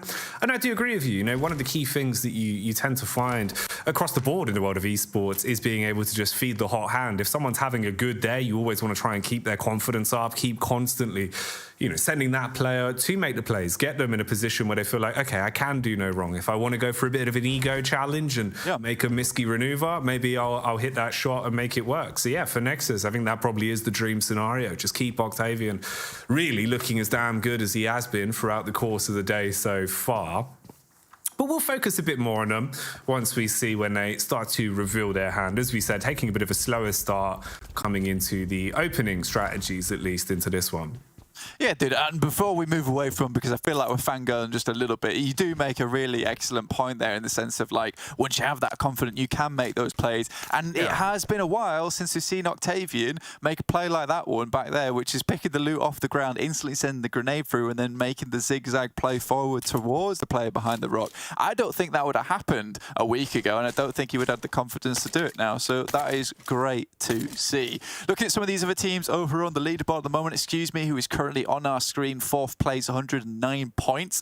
Still have a couple more matches to play today. They can certainly bring themselves up to a nice point scoring at the end of this. However, they have been kind of held out a few of these matches so far, not able to get to those sneaky positions they typically like to find, and a lot of times they're taking these engagements, which, you know what, I'm totally proud of them for doing so. It's nice to see them actually trying to flex those muscles just a little bit. They aren't quite coming out on top in a lot of these engagements though, and that is something that they'll have to work on. But I think working on it now whilst they're scoring, and, you know, in the overall leaderboard, they're probably not looking for that 1st, 2nd or 3rd position at this point in time. Overall, looking at that, getting that practice in now before the finals, I'm totally on board with it. We had a few moments of Dagestan on our screen as well, and I've been a little bit impressed by them. More that I've seen, the more I like. So hopefully we get to see some good action from them. Similar sort of sentiment for Excuse Me. I feel like even just because of the name power the roster has, right? I just love the branding. Like, if you imagine if you just pull off a sick nade and you're there like, yeah, that was an Excuse Me nade. I feel like that would do so much for the mental game. Sly, as well, back in the first map, you know, we were thinking they were really set up basically to take the whole damn chicken dinner. It looked like they were very hungry for that one. So it was surprising how the last few moments of the game kind of unfolded with them effectively stuck in a bit of a war zone in the dead middle of the map. Didn't really work out well for them. But it's been nice to get a wide variety.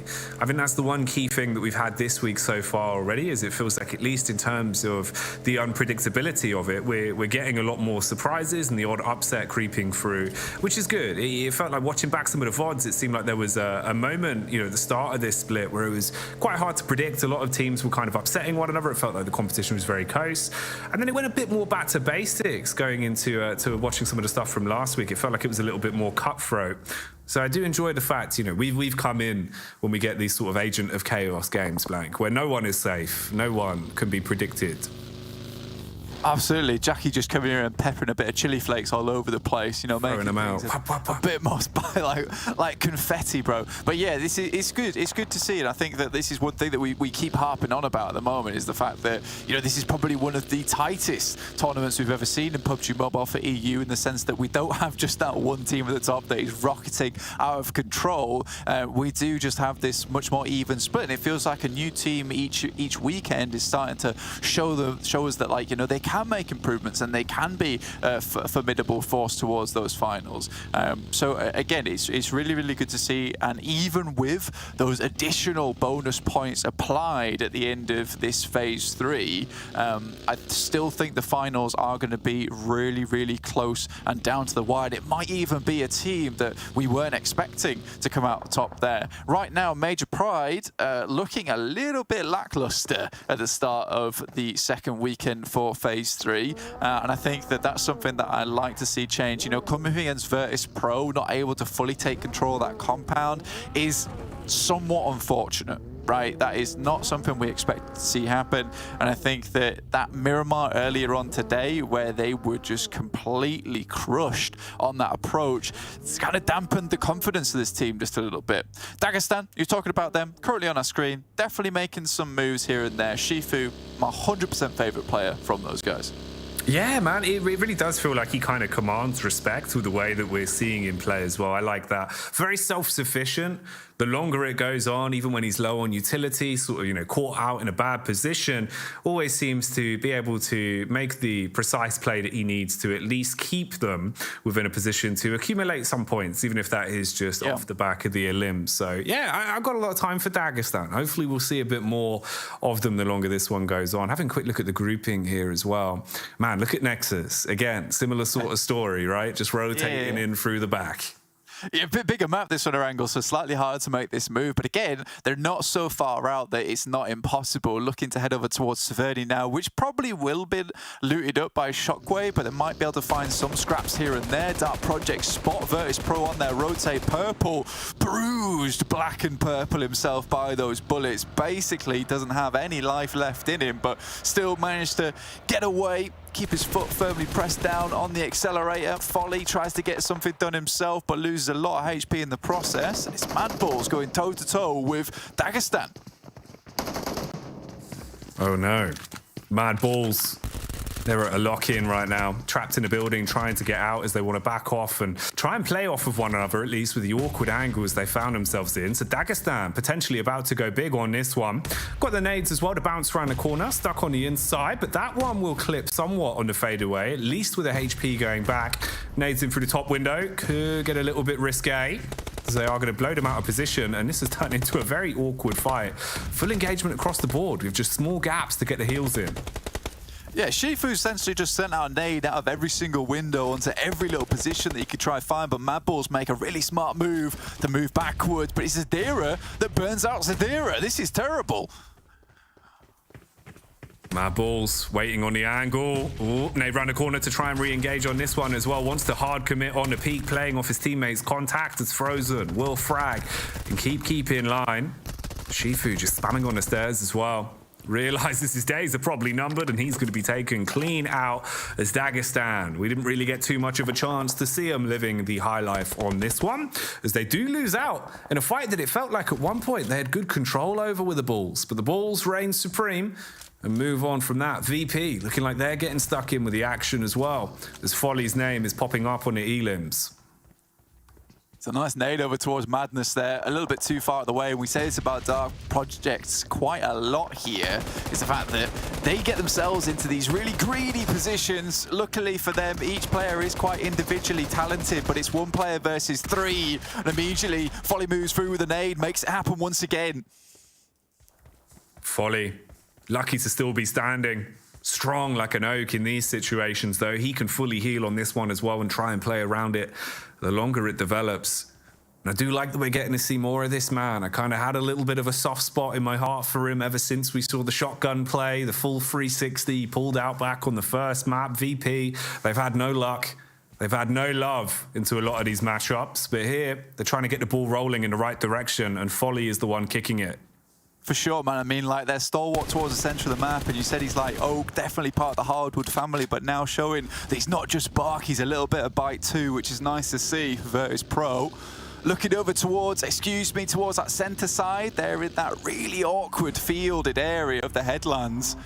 It's a bit more difficult to play around this area, but get there early, get a lot of control down. It's hard to push them. VIRTUS.PRO right down towards the south side, still on this western crossing over towards Sosnovka. Dark Projects just have to send away as fast as possible. But look at this, VIRTUS.PRO hunting them down. They're just hounding him. They're trying to track him down. Latte, man on the play, jumps out and is able to find at least the connection onto the first and keep them in close neck, as this has gone from VP chasing to hard eliminate to effectively just Folly running away, realizing that their hopes and dreams have been scrambled. That was a ridiculous comeback to be able to not only net both of the eliminations, but also basically now force Folly into a really unwinnable position. He's just got to play off the skin of his own back. Yeah, I mean, I feel I don't know what the game plan was, man. Like, what was the thought process? I'd love to understand.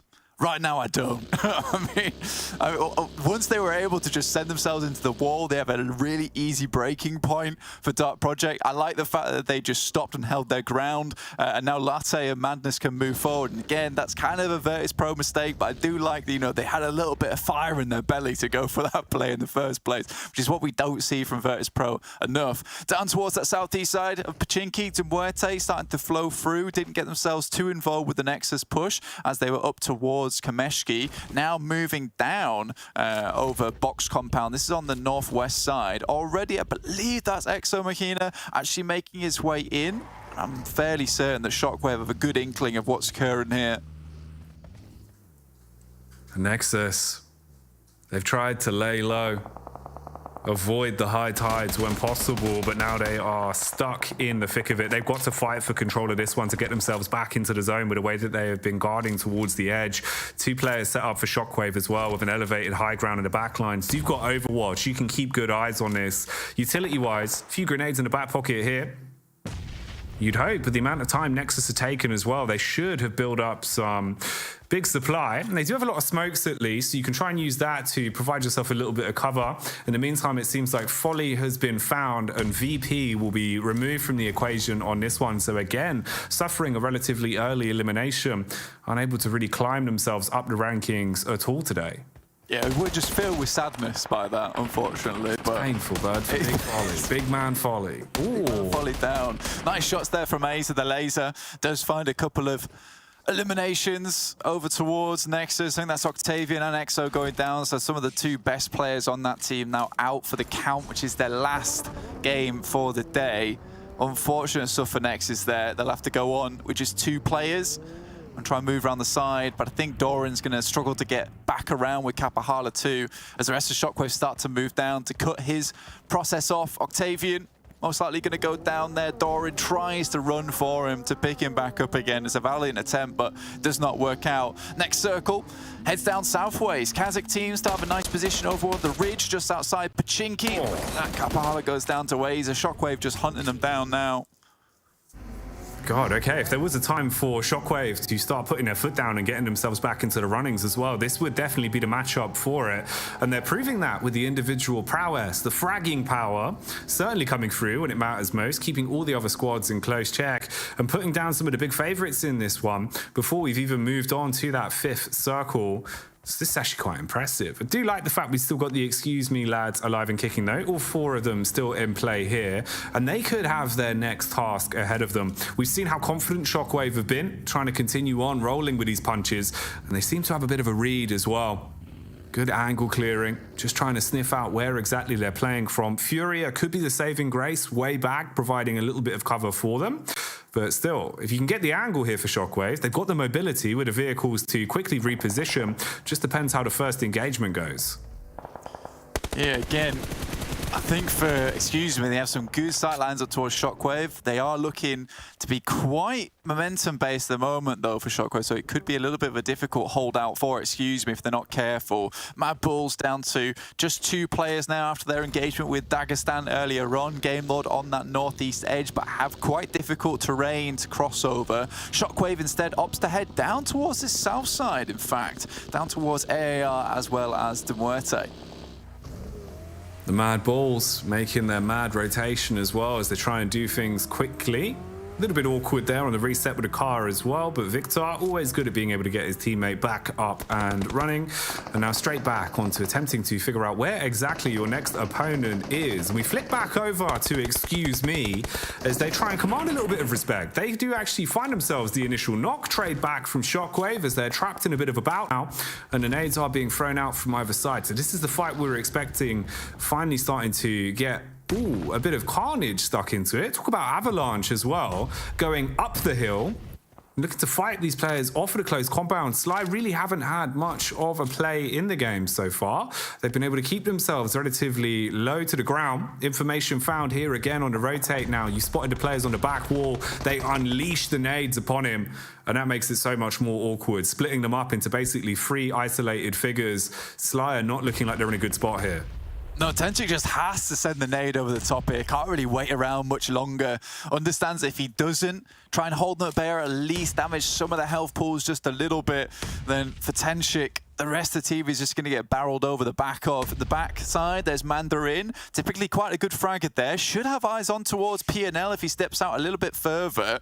Shockwave at the moment, Terminus in the back, keeping eyes on over towards the rest of the team from Excuse Me. But we do get this circle moving down towards the south side. AAR still in the game off towards the west. Shockwave in a good position. KASIK also. But if Sly Europe can get Avalanche off of their backs, potentially they can get a nice high placing in this game, but it's looking more and more unlikely.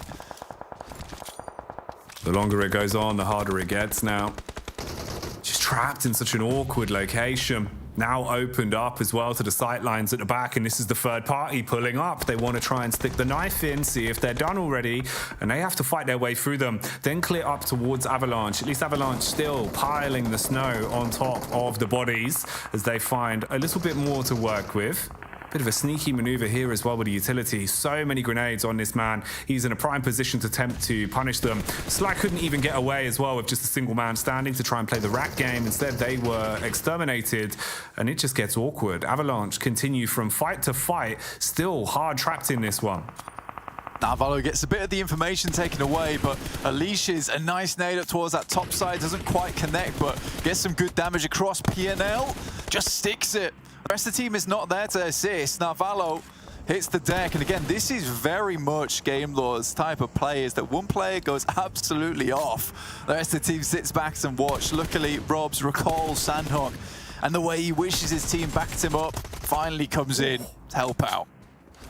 God. All right. Well, a depth-defying end there for Avalanche. Put up a good bit of tussle. They were good in the engagements, had a good flank up to eliminate Sly, but in the end, overwhelmed by the true lords that will stand strong on this one. As it all starts to go wrong in the dying moments then. Looking at the way this is set up as well, MADBULLS, they've at least got a little bit of room to breathe. Same can't really be said for Excuse Me. Attempting to go for the fast rotation. This is where Shockwave could get a bit of a read on things as well. So those nice shots from Aza earlier on, hunting down the rest of the team. Yeah, gets him on the rotate as well. It's unfortunate. Excuse Me though, starts to move up, has great nades over towards Shockwave, and they are just crumbling. Some more bullets just get sent through. Not really an idea of where they were, but still all connect. AAR moves up to a nice compound down towards that south side, but it's 2 players, Becca and Elementrix, looking down towards Muerte. Could get a pretty nasty surprise here versus the 4 players. Looks like Aces are going to come along and try and assist.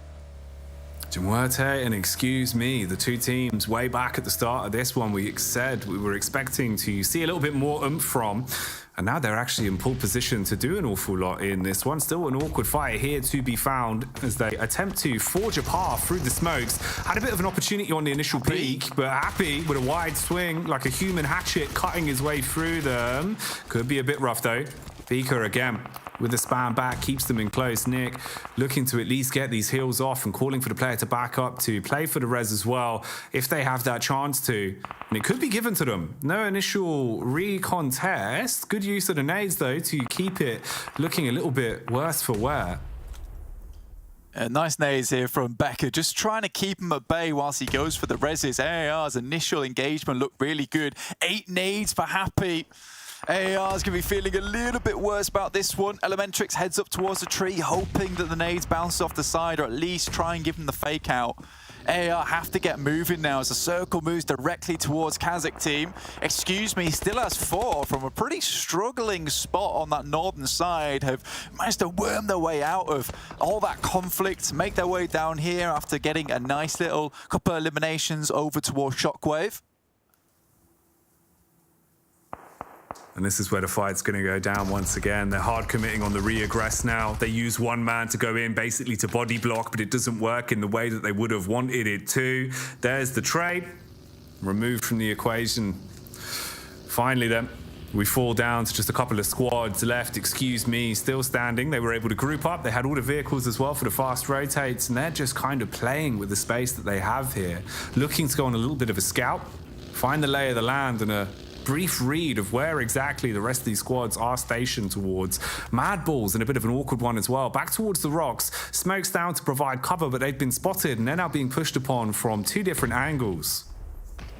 Frozen and Fleek, probably the players I'd want the most as my final duo there on MADBULLS. Both very, very good when it comes to individual performance, but currently laid down their bellies, just weathering the storm here from Excuse Me and send the nades over the top. Fleek goes for another quick heal, knows he has to stay at least 70% here if he wants to stay out of dodge from these nades. The good thing about this rocky area here and dropping down as many smokes as possible is it's quite hard to actually toss a grenade in without it bouncing off the side or hitting some kind of awkward geometry, which sort of keeps the MADBULLS safe. I also enjoyed the fact that Tapok from AR didn't even get involved in that engagement between them and Muerte. He was looking more for a spot in the circle where they could play out the rest of the game, just confident in his team to finish this one out.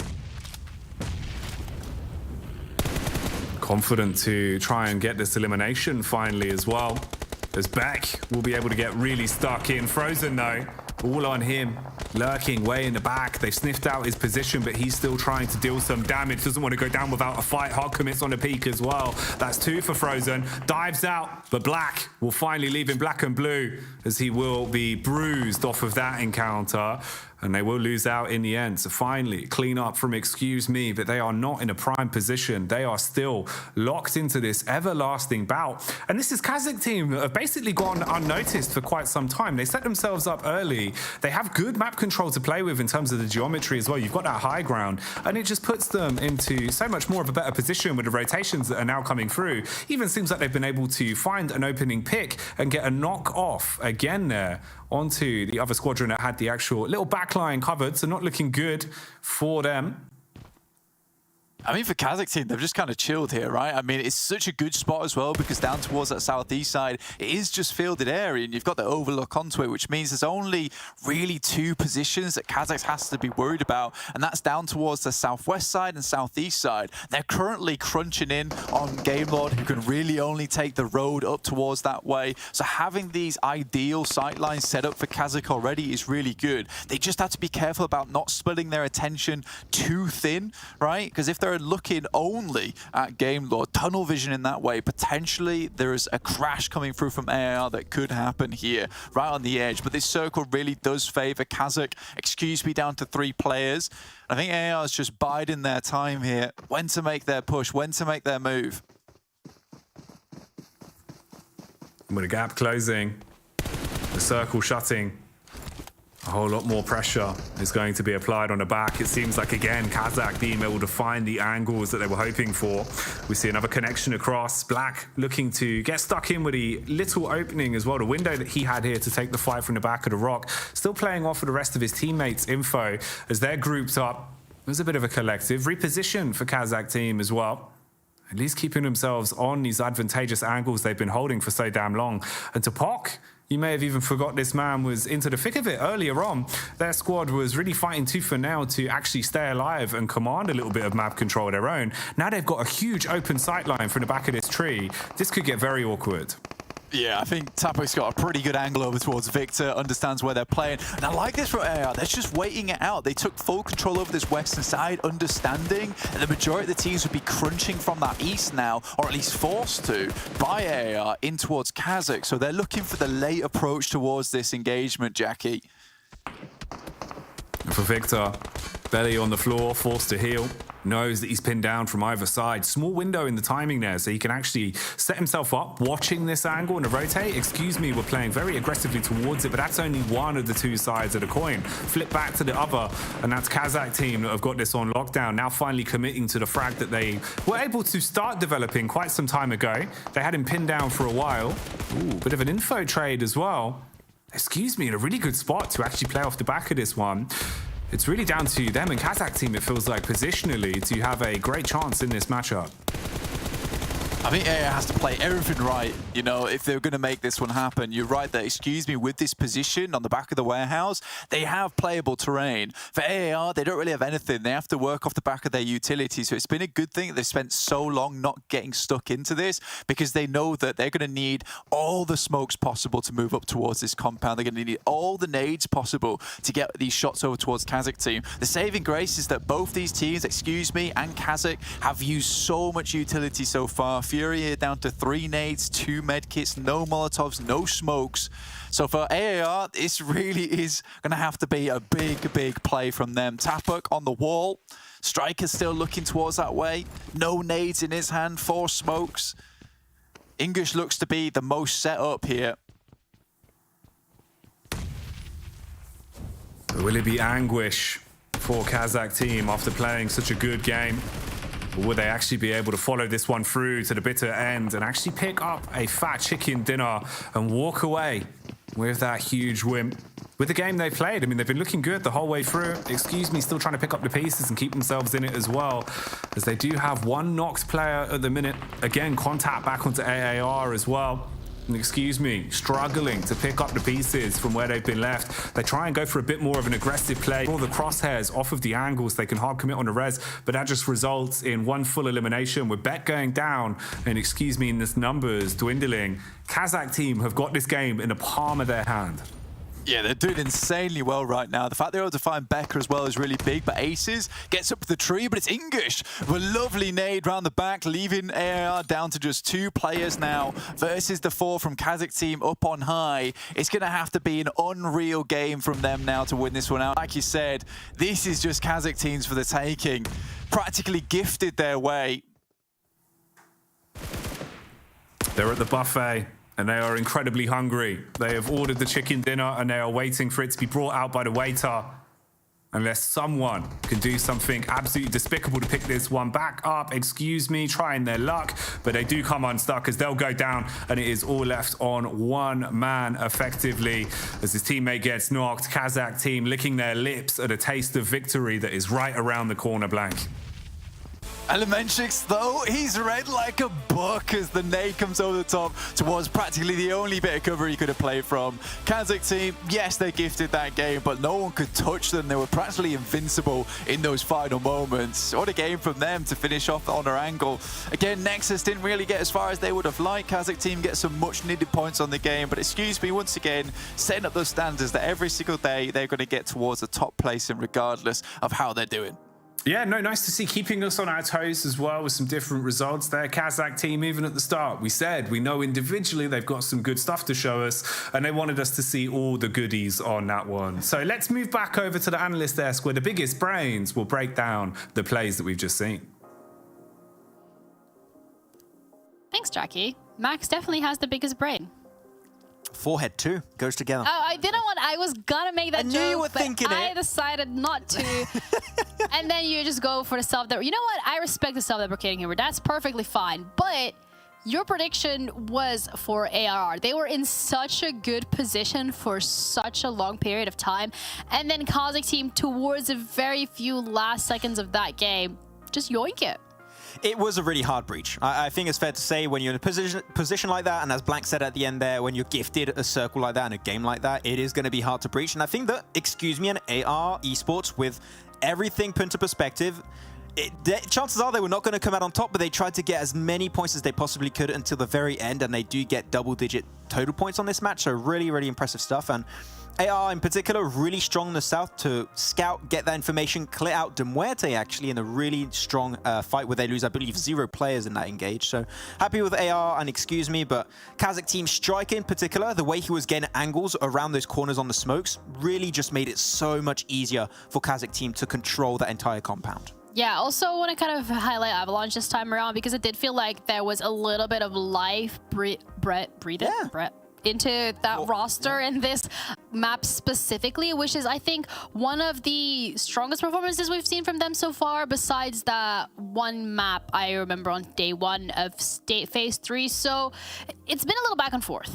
A little bit back and forth. They're looking at KASIK team's stats overall, 8 eliminations. I did say in a position like that, I would have thought maybe they'd get a little bit more, but a lot of their elims they got just popped off towards the very end. They just didn't have too many angles before that. But yeah, we saw some good stuff. Striker, I still want to see more stuff from English in particular. I think that's the player that I've been having so many question marks this entire season. Like, where is English? And unfortunately, a lot of the time, he's nowhere to be seen. So there's still time for that to happen. You know, they're also going to make it in the finals, it seems. But yeah, English, I want to see him pop off like we saw him get those elims back in 2022, actually.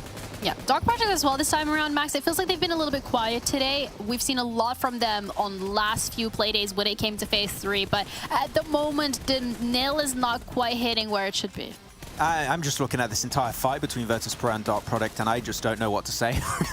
It was just VIRTUS.PRO just full sent it when they didn't really have to. It was an initial good bridge camp from Dark Product, but they were just so split that one player gets knocked, you're not going to get the res. And that's the major issue. If you want to do those bridge camps over to the western side, I want to see 2-2 splits.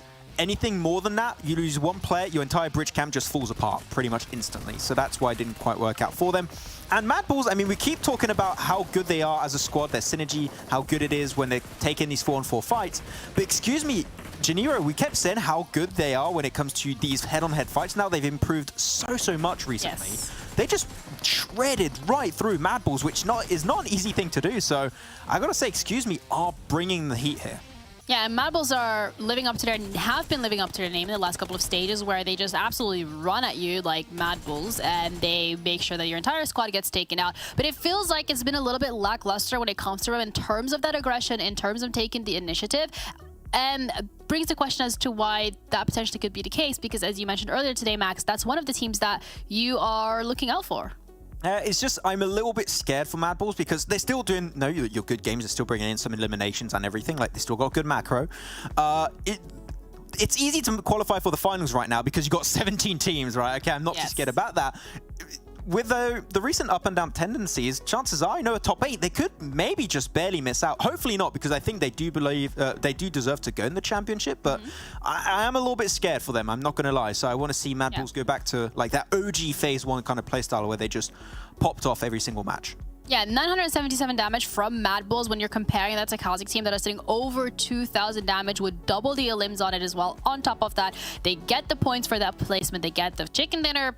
MADBULLS didn't unfortunately even get to that podium finish, and I feel like that's been a bit more of the theme that we're seeing from them in this stage. So, as you mentioned it yourself, I do hope that they kind of get back into the groove of things, because both from them and Muerte are two of those teams that have been consistently showing up in the last 2 stages, but it feels like potentially running out of steam a little bit now that we're coming towards the end, and a lot of these other teams that were in the middle of the pack have kind of had the opposite story where they're the ones catching up to these points, which is a little bit of a scary position to be in because the gap is just continuously closing in.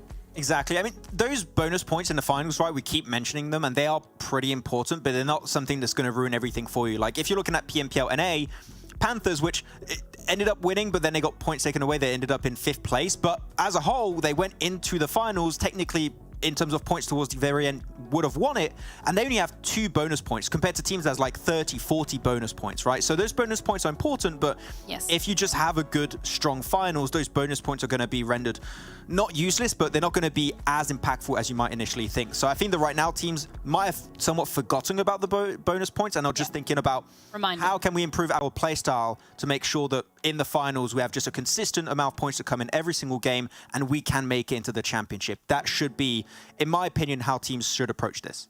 Yeah, but also how can you improve the look? Look, did I not look? Yeah. Oh, okay. With the new skins. Well, yeah, get some drift. Yeah, that's how.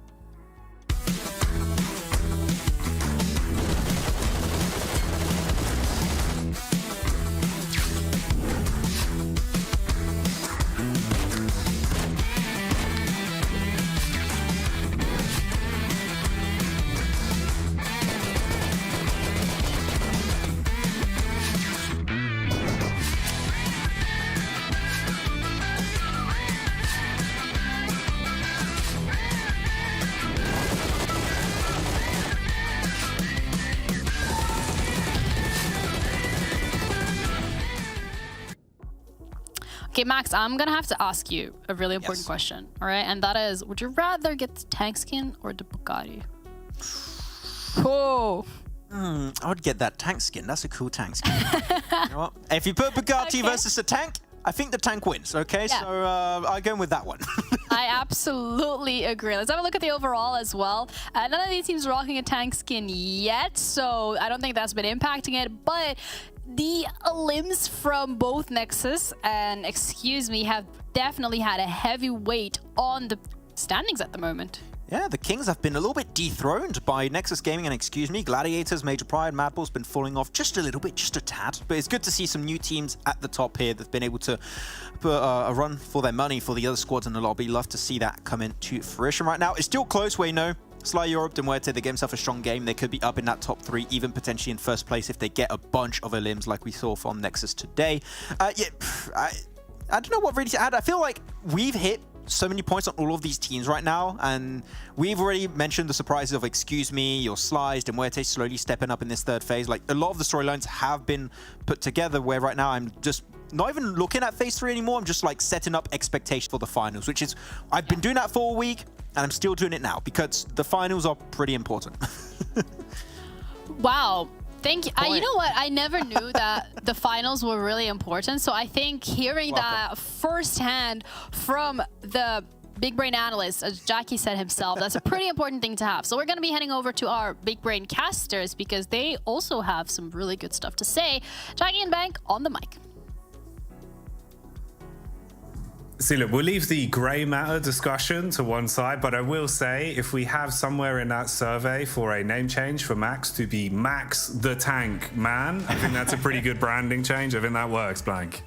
Yeah, you know what? He does give off some tank-like vibes, you know. Right. You know he's coming, right? You know he's coming. He brings the knowledge, the thunder, you know, the memes. They might have to do some like weird decals on the tank to make that work, but we'll see. We'll see, 100%. Heading over towards Miramar, though, as I quickly skirt away from that conversation, back to the game itself. We're on a real even playing path here from Porto Paradiso up to El Pozo. Nice and easy here. Most teams can get to where they want to play. Only 2 teams not in this one, Shockwave and Nexus Gaming, who are currently sat on top, but Excuse Me, not far behind, looking to bring up the rear and take that first place spot. Yeah, and I think if anything, the day has really taught us is that upsets are galore today, it seems. So hopefully we'll still have some interesting results going into the last matchup of the night. Last step into the arena for the magnitude of our teams. We'll be curious to see where this one goes. And if we'll see VP making some early game plays with Big Man Folly, Blank, the king of utility, the main man Folly, making all the maneuvers. Oh yeah, I love that guy. He's really bringing it up. Every time I see him for the whole 5 minutes of the game, it is so sick. Looking over towards Major Pride, most likely going to head over towards Chumacera to start things off. Los Leones, though, a pretty hot spot at the moment. That circle's too big. Let's make that one smaller. That's a better circle. That's a better circle. It's right on the side of the other circle as well, so it feels good, but that is a nasty little first circle for us there. Massive amount of water in this one. What would you say this is, like 40%? 40%, sir? Yeah, it kind of looks like a soft drink logo. Yeah, true. A certain soft drinks logo, that's right. But I would say it's about 50%. 50% of the circle is water there. Makes this game quite awkward. We're back over towards La Bandita, Minas Gerais. I know you love it, Jackie. I do indeed, mate. I do indeed. I have that one as well. I got my 2 pamphlets that were in the post, you know. that was the other pamphlet. It's a good place. La Bandita, the leaflet just reads like, if you don't want to play the game and you want to stay out of dodge for about at least 25 minutes, come to La Bandita. We'll cut off all your sightlines and there will be a few buildings in which you can ransack, and that'll be absolutely fine. Which is what, to be fair, KONINA Power, they loved the sound of that. They head straight there almost immediately. Gave them a fantastic game. Unfortunately, weren't able to win it as Game Lord get their leaflet just a little bit too late, but still act upon it quite quickly, heading down there and pick themselves up that chicken dinner of the first one of the day. They will be playing in this Miramar as well, alongside Avalanche, who's just right next to them, around Hacienda del Patron as well as San Martin. But it is Sly Europe. I want to see a good game from Sly Europe, man. I mean, they've been making some good moves today, some good positions, but just not quite able to translate that into a proper win. Yeah, no, I'm on your side for that one. I think Sly have actually looked quite impressive, man. That's all right, bro. I got you back. I've liked the way they've been poisoning themselves, you know? Like, individually, they've looked pretty good. It's felt like they've just really got unlucky in a few kind of the third parties we've had in the late circles. But you never know, mate. There's no time like the present, really, is there? So maybe this could be a present under the Christmas tree. The Sly Christmas tree. That's right, Fat Boy Sly, right here, right now. Let's make this one happen. That's what I want to see. I mean, I think that Graveyard, pretty decent position for them to start out. Labadita just underneath them, nice rotational path for them. Not many teams in this area either, so there's a really good chance that they can make a nice rotation to one of the few compounds that sit around Portapada, Iso and Impala as we see the next circle shift, which will be the drastic shift of the game. Zone 2 usually is. Zone 1 quite large, Zone 2 pretty small, and then it's like quite just, you know, medium shifts from there onwards. But again, for these teams, Zone 2 is what's going to dictate a lot of these rotations going forward. We've got a lot of people playing up towards that northwest side. Gladiators really out the way here. And they've not had the biggest fall from grace that we'd seen today. Again, I think for Gladiators, you always expect something massive to come out from this team. You're expecting like them to be hot off the press, looking really good, huge amount of eliminations, boasting about all the medals and accolades they've earned during their games. And then I don't see that, and I'm like, right, they must be 8th place. And then I look at the leaderboard, and it's like, they're in 3rd, 117 points. So they are picking up points every single game. It's just not flashy or showy. Yeah, it's different, right? Like, you'll remember a Folly play. Those will always stick with you, you know what I mean? Yeah. But it's not quite the same gravy when you compare it to other squads. But we'll move on from that. Do like a bit of Avalanche, though. I must say, they've actually impressed me the more that we've been seeing them. I feel like into the previous matchup as well. Yeah, I felt like they had a good grasp on things with the rotations they had, with the way they were playing it, even, you know, being locked in what was basically like a really awkward third party the whole time. They still kind of played around it. I had good faith for them in the last matchup. I actually expect them to do a little bit more. So, you know, little good signs. Always better than medium bad signs. Medium bad signs are the worst kind of signs. I'm like not sure whether I should be really worried and be doubling down on like safety procedures or whether I'm okay. So it's just it's like a difference between a slight smile and a slight frown, just every other second. That's what I'm going for. But you know what? You're a nice guy. I like that. You know, I mean, they have accumulated 11 points today, which is almost the entirety of points they were able to accumulate last weekend over 3 days. So it's pretty decent. I will say that, you know, some of the places they've been trying to get to, you know, we just praise Sly Europe for this same type of thing, which is where they're able to poise themselves in the circle, where they're able to set themselves up. I think Avalanche has had the right idea. There have just been those classic Avalanche stumbles, though, where everything just falls apart at the seams, not properly glued together. So I think that for Avalanche, that's something where it just comes with time. It comes with time and practice. But again, you know, this could be the weekend where we see something better out of them. And although it's more than likely that we won't see them in the finals, as they are the team that is looking most likely to be dropped out, they can finish off their tournament strong. And that's what matters. Yeah, that's one of the key takeaways, right? Because you've always got the benchmarks to look back on. Even just from a mental standpoint, it feels a lot easier if you end things on a bit of a high note rather than having to sort of look back and have a grim feeling in your belly about the results gone by. But we'll see. We'll reflect on that once all is said and done. For now, it does seem like KP have a little bit of a read at least, and actually that could translate quite quickly into Avalanche almost being a man down. Lucky to survive on a crossover, as he had his number on that one. That should have actually been a bit of a freebie. Good damage from the distance, re-aggression as well as they try and jump into the vehicle, and this is just all going wrong for Avalanche. They are snowballing down quickly. Yeah, I mean, we praise them. We're going to keep praising them. Hopefully they feel those positive vibes during this game and they can bring things back up to speed. I think P&L realizes they have to get that monster truck around the backside of the compound, otherwise they have no way to rotate. And again, they're not hugely in towards that center of the clump, into the pile that we're looking at on our screens right now of all these teams that have all congregated around Impala way. But having those vehicles to rotate in the late game will be fairly important. You can see there on the right side of your screen, Impala is chock-a-blocked with players and teams. KONINA Power out on the edge, and Sly Europe again just set themselves up on that outside with a bit of high ground coming through from Tenchik that gives them that ability to see what's going on over towards Impala itself, which is a rough position to play. Folly. Up top with a high ground. Where else would you want him? If this man can find a flamboyance of frags, it would make me very happy. But for now, he'll just be providing a bit of Overwatch and having that recon for the rest of the VP roster. As we flip back over to the map POV, you can see where the rotations are coming from as well. Ooh, there's actually some room for a bit of edge fighting around the circle here, coming up close. This could get a little bit spicy, Blank. Seeing a couple of potential developments here on either side. Oh my goodness me, sorry. That is nasty, though. Look at that. El Azahar Mountain's still in this one. No one's claimed it. I don't think anyone saw this one happening. But you're right. Like, these edge fighting is going to be massive for a lot of these teams. Matic goes quite low, but at least finds one of these players from AR. But Tapok quickly finds his number, picks him up, will take him down on a knock. And Gladiators must be so angry with this one because where they are in the circle right now, it's a great position to make that leapfrog, to make that springboard over towards El Azahar and have a strong spot, whilst everyone is all clumped up down towards that south side, getting stuck in the player jelly.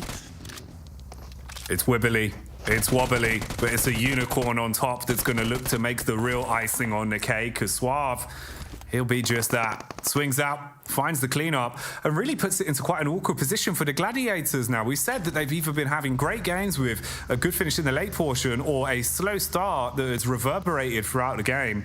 And here they are just being pinched on. It looks so incredibly uncomfortable. They're going to hard commit to attempt to get into the backline and stop anything else going the way of the Gladiators, as the Unicorns of Love are more unicorns of aggression here, Blank. Absolutely, they're taking it to task here. I mean, for 12th place team, you know, ruining the day. Gladiators making them look quite meek in the process. It's not great. Robs, though, with a massive gun, will take a couple of shots down towards Unicorns of Love. Akashi will find that side swipe, and Unicorns of Love now in a real tough position. Not sure they're getting out of this one anytime soon. Again, looking back at the circle, absolutely no one's picked up that northern side. And I'd love to get a view of the map right now because it is so awkward for all these teams trying to find their way past one another. It's like a line, a queue with absolutely no rules, with each player just trying to bustle in front of one another. You can't have a queue without any rules. It's not acceptable. Fall in line. Least favorite kind of queue. Yeah, it's always worse. It's the worst case scenario, mate. Everyone's boarding the plane and it is just absolute chaos. Similar sort of story here with the way things are being played out, scarpering to quickly board their seats as everyone wants to get out of Dodge quite quickly and trying to avoid what was absolute commotion on the edge of the circle. A few players suffering from it, some getting away slightly worse for wear. And what is going on here? Major Pride being pushed upon. And this could get very nasty. In the backline, Happy wants to leave them sad with a play that he's trying to make, but the zone's coming in and keeping the pressure applied as well. No Me at least putting himself on a bit of a position to punish from. Has to bail out of there though, jump in the vehicle and quickly try and rotate off. It's looking a little bit awkward. Trade from the back as KP actually hit that one. And two players are now downed as this rotate looks so damn fierce, at least trying to get away in the nick of time. Yeah, Molai just has to dip out. Avalanche off there.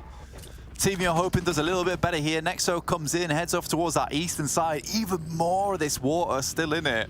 And again, Sly Europe's position out on the edge of Impala actually worked out really well for them. They didn't get too stuck in on that position. We say lots of times you don't necessarily want to head all the way in towards a city compound or an urban area because it's quite difficult to leave, as a lot of teams are starting to find out. But Sly Europe, who just had the binocs out looking over towards the city itself, have managed to dip out as soon as that circle created all of that commotion down towards that south side. And I think they will find themselves a nice compound here in this game.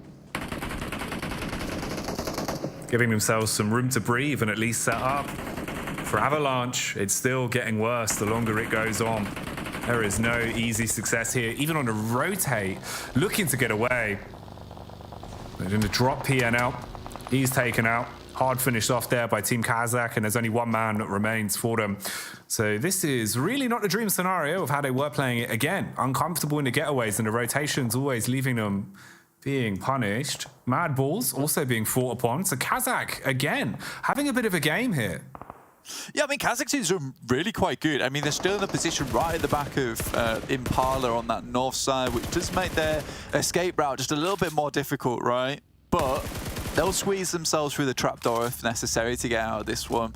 Again, Dagestan in front of them, so can't move out that way, and KONINA Power again holding down towards that ridge side on the north side. So there's a lot of opponents in front of them that they're going to have to defeat to get further up towards this northern edge. Dark Project head towards this coastal side. This is underneath VIRTUS.PRO, who have having a bit of a day today, actually. You know, doing a lot better than we usually see them.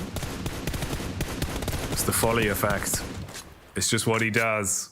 Frozen, though, talking of names starting with F, this man has been good for some heroics. We've seen some huge plays from him individually.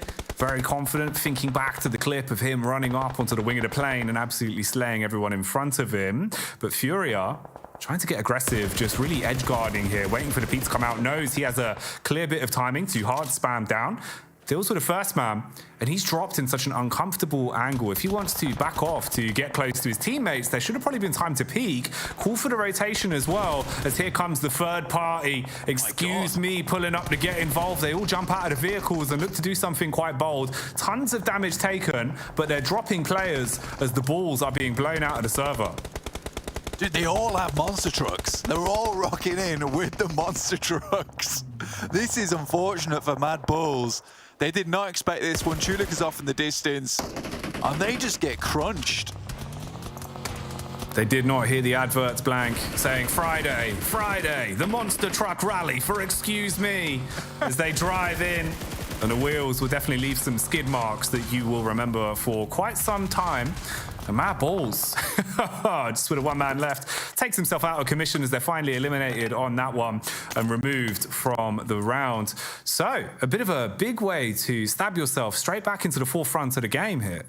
Yeah, great stuff from Excuse Me. I mean, they certainly take big wheels better than small wheels to the next level. Nomi out in the open. Kitsune, easy shots for him from outside the blue.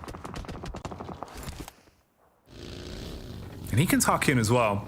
Get the heal off at just the right time. And it feels like major pride. Whenever they're in a situation where they should be able to surprise us, should be able to start building themselves a bit of a buffer to play with in the late game, it all just comes unstuck. This time it was from the lurk of Kitsune that surprises from the ridge, being able to deal a ton of damage and at least make them waste their resources on committing to this. Yeah, I think for Major Pride, it has been like that all day today. I mean, it was Tixi earlier on Sanhok. I was able to take shots at them as they crossed the road to try and deal with VIRTUS.PRO.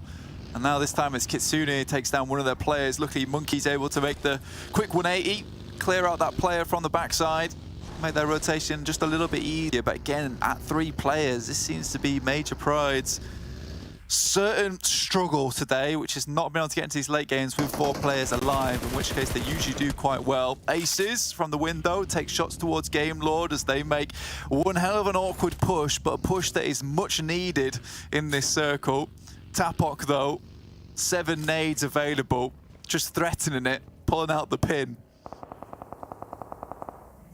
This man is like a sack full of grenades right now. He is just waiting for the opportunity to take the top off and let them all roll out. But timing has to be everything. That's the one saving grace he has to it. Positionally, you're trapped in a bit of a rough spot. So how well does he know his trigonometry? Nice bounce off the window there to start off the engagement. And now they hard commit to it as well. Molotov on the floor as Tapok's forced to run straight back upstairs. Knocked because of it. And there is panic in the camp, rotating towards the window. Aces looking to stand strong, but he is really stuck now. They've basically got the tripwire set up for it, diving in through the window to try and keep himself in. Aces is still alive, but surely not for long. Great couple of Molotovs there coming through from the boys. Robs sends one down to the bottom floor. Nay comes through on that top side as well, which is forcing him to walk down those stairs into the Molotov itself. Very well set up and a clean little squad wipe there from Game Lord. Should be able to get all their players back up on their feet. Unicorns Lovis Mickey still alive versus Dark Project, who headed towards that coastal side. That's the vehicle just sent out of the way. There's no cover if it's off in the distance. It was all going so well for so long for the Unicorns, but in the end, they get spotted out in the Forbidden Forest and there is blood to be paid for. Having a quick look back at the map now as well, you can see how the split's kind of working out. VP basically uncontested down towards the mid there. They staked a claim. You've got Excuse Me on a rotate coming up as well. And they're always good for these late rotations. It feels like this is where they start to reveal their trap card, when they're playing around the edge of the map like this. 100%, man. I think this is super good for Excuse Me, and also where things get a bit dicey for Dark Project, because like Excuse Me laying down the trap card, it feels like Dark Project pull out the pot of greed a little bit too often here on Miramar, get too split up on themselves, go for this 2-2 right now, which might come back to bite them as Game Lords start to split them in between. Narvalo sat comfortably between these players. Wait has to hit something good here, and Victor swerves off out of control right now. Victor drifting his way around the corner, puts the pedal to the metal, and he might be Goomba stomped here by the Jeep flying over the top of his head, as this is looking ridiculous. And Wait will wait for No Man, turning on a dime as he is trapped into these engagements all over the shop, and still being able to keep himself at least alive and kicking for now. Realizes that his position is a bit awkward utility-wise, dashes out one of those free smokes that he still has in the back, quick flick out onto the vehicle as well, and this man is just going off. He is a behemoth right now, Blank. Really is. I thought we were playing RuneScape for a second. He was pulling out the Abyssal Whip with how quickly he was swinging those shots towards these players. Wait, though, looks for a little bit more as his teammates still taking a lot of damage. Narvalo last left alive. This could be the 1v4 from Wait on his lonesome on the north side. This is what saves the guys from Dark Project. It's just the fact that individually these players are so strong. Sometimes they can just go for the 2-2 split, and Wait there just cleans up. That's ridiculous. Is this PUBG or Street Fighter? Because Wait is just getting non-stop perfects. The man was popping off there and has done so much for the grand scheme of the game. Finally finishing off the stragglers as well. As Monkey's forced to get away, try and cut with his remaining teammates, as it's gotten a bit awkward for them. They're low on HP and utility across the board. Excuse Me finally stake a claim back into the game as well, as we see one player drop there for VP. Unfortunate. We liked what VP was doing. They're the kings of taking the central compound. Somehow they just sniff it out. They know exactly where this circle's going. Major Pride take a shot over towards the Gorazin, which helps out Sly Europe just a little bit. I've gone from here. I believed in them. You've gone for Excuse Me. I like that too. Two teams that we want to see perform here. Excuse Me has been so close towards these chicken dinners every single time, but not quite able to pick one up just yet. And I think that they are definitely due one here. Sly Europe take that opportunity where KONINA Power are being harassed by Dagestan up on this high ground. They will be slowly pushed off this one soon. And this is why Sly Europe's had to remain over towards this north side for so long. There's been a power cut for KP, it seems, as they're basically just stuck in the dark. Behind the rock with the smoke, their only cover. Dagestan, they went for this long play. They took the high ground. They're playing off the angles, constantly just peppering down, like seasoning a nice steak. They're keeping that pressure applied and making it a little bit awkward here for the Major Pride squad to even be able to rotate off if they want to do something. They've got tons of time to work with on this one as well. Now they have to circle towards their back so they can all rotate slowly. And this is where, curiously, it comes down to who will get the first contact, because Team KASIK have been up on the ridge just on the opposite side the entire time. Flicking back over now as well, we've got the replay from Wait, and this did deserve a little bit of love. This was insane. Yeah, this guy was unbelievable in this engagement. The double DBS as well, on the fly, whilst Takashi's mid-air. Feet didn't even touch the ground before he was sent back up into the air to heaven. Sad day for Akashi. VIRTUS.PRO, though, still going strong. You know, they've only got 3 players left, but that's more than enough. Sly Europe now can start to make their move out, and KONINA Power much more safe in this position. The fact that KASIK's just still fully committing to this mountain play, though, is pretty amusing to me. Dagestan gets further down, but no less angry with the KONINA Power players. They've got the read. That's mean. And that should be pretty damn filthy. Setting themselves up with a util. It's his last one, so he better make it count. Pin pulled. HE over the top. Ooh, response back. It's Folly. Who else but Folly, Blank? I told you this man's good. He's seen this for a while, and finally he's decided to put a stop to it. They've been having too much fun on the top of that mountainside and wanted to take down their fellow brothers in Dagestan who were sharing that cliff face with him. Folly was having none of it between this infighting. KONINA Power, though, Sly Europe still both really on this edge at the moment. Very, very afraid to keep moving further in, worried about these angles up on high, and you should be as well, because they can completely ruin a game. Dagestan moves up a bit closer, right on the edge side, but it is KASIK team who spots this one. Not fully flushed out in the back there. The problem is for Dagestan, sure, you avoid KASIK. They were the team biting at your heels, but now you're trapped between two squads, and VP are just unloading again and again with the bullets raining in. English will suffer on that one. He's removed.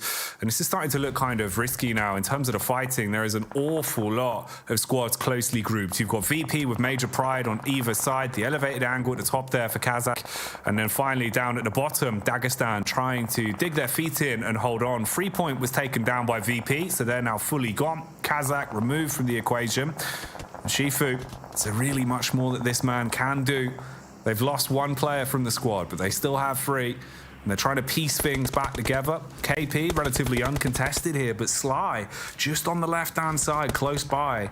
Depending on the contact and the information they gather from this, with a map geometry blocking a lot of their pathing, it could buy them a lot of time. Not working well for Shifu as he finally pushes up, though, and his vehicle combusts.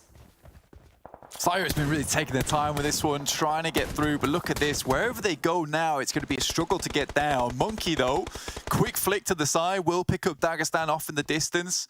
Let's just keep now, and I'm pretty sure the blue will envelop them, most likely take them down. Nice bit of high ground currently for Sly Europe, but unable to deal with the guys from KONINA Power so far. Have been giving them some real difficulties.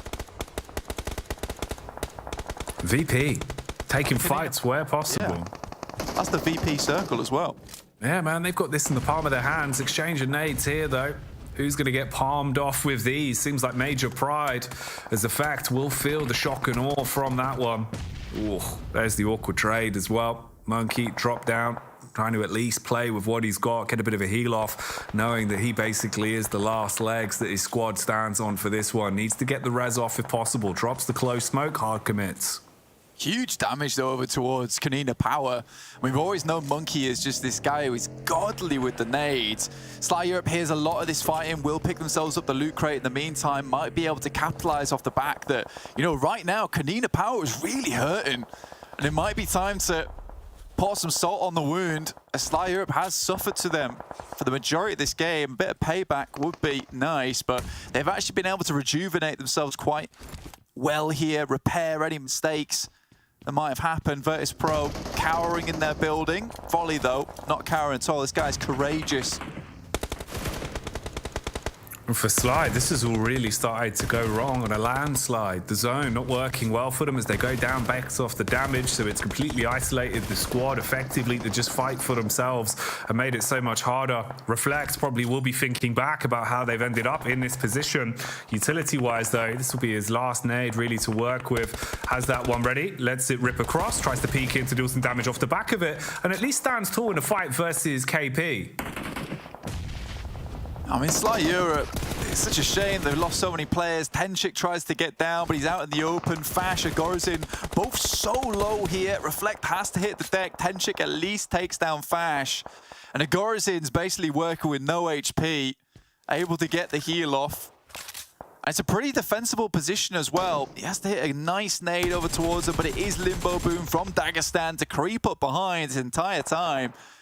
Finish off that final player. Sly Europe, like you said, though, there's really nowhere to go. It feels like they've been hung out to dry.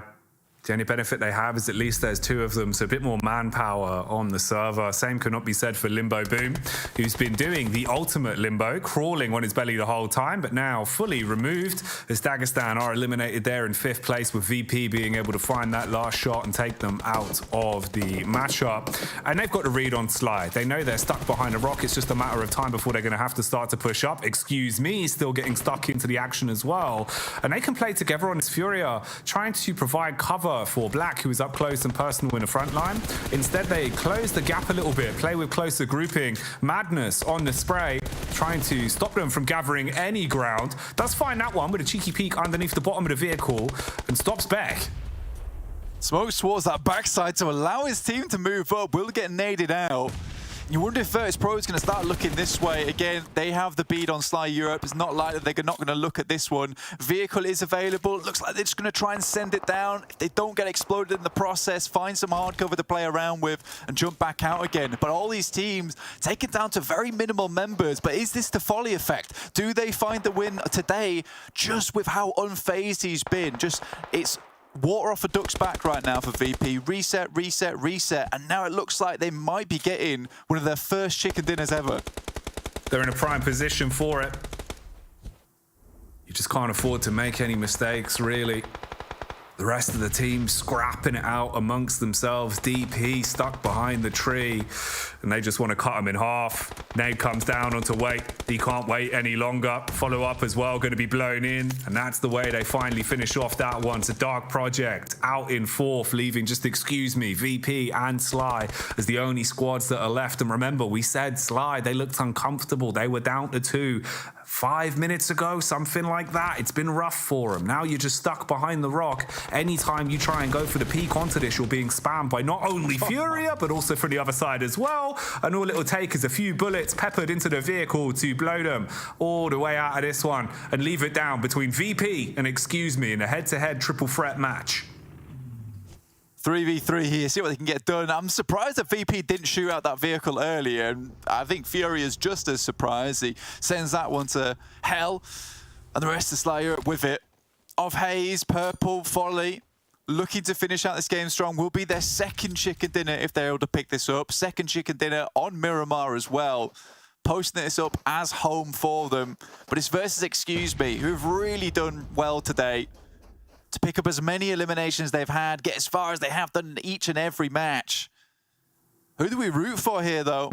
It's the real question. We're just not sure. Both teams equally looking like they want it.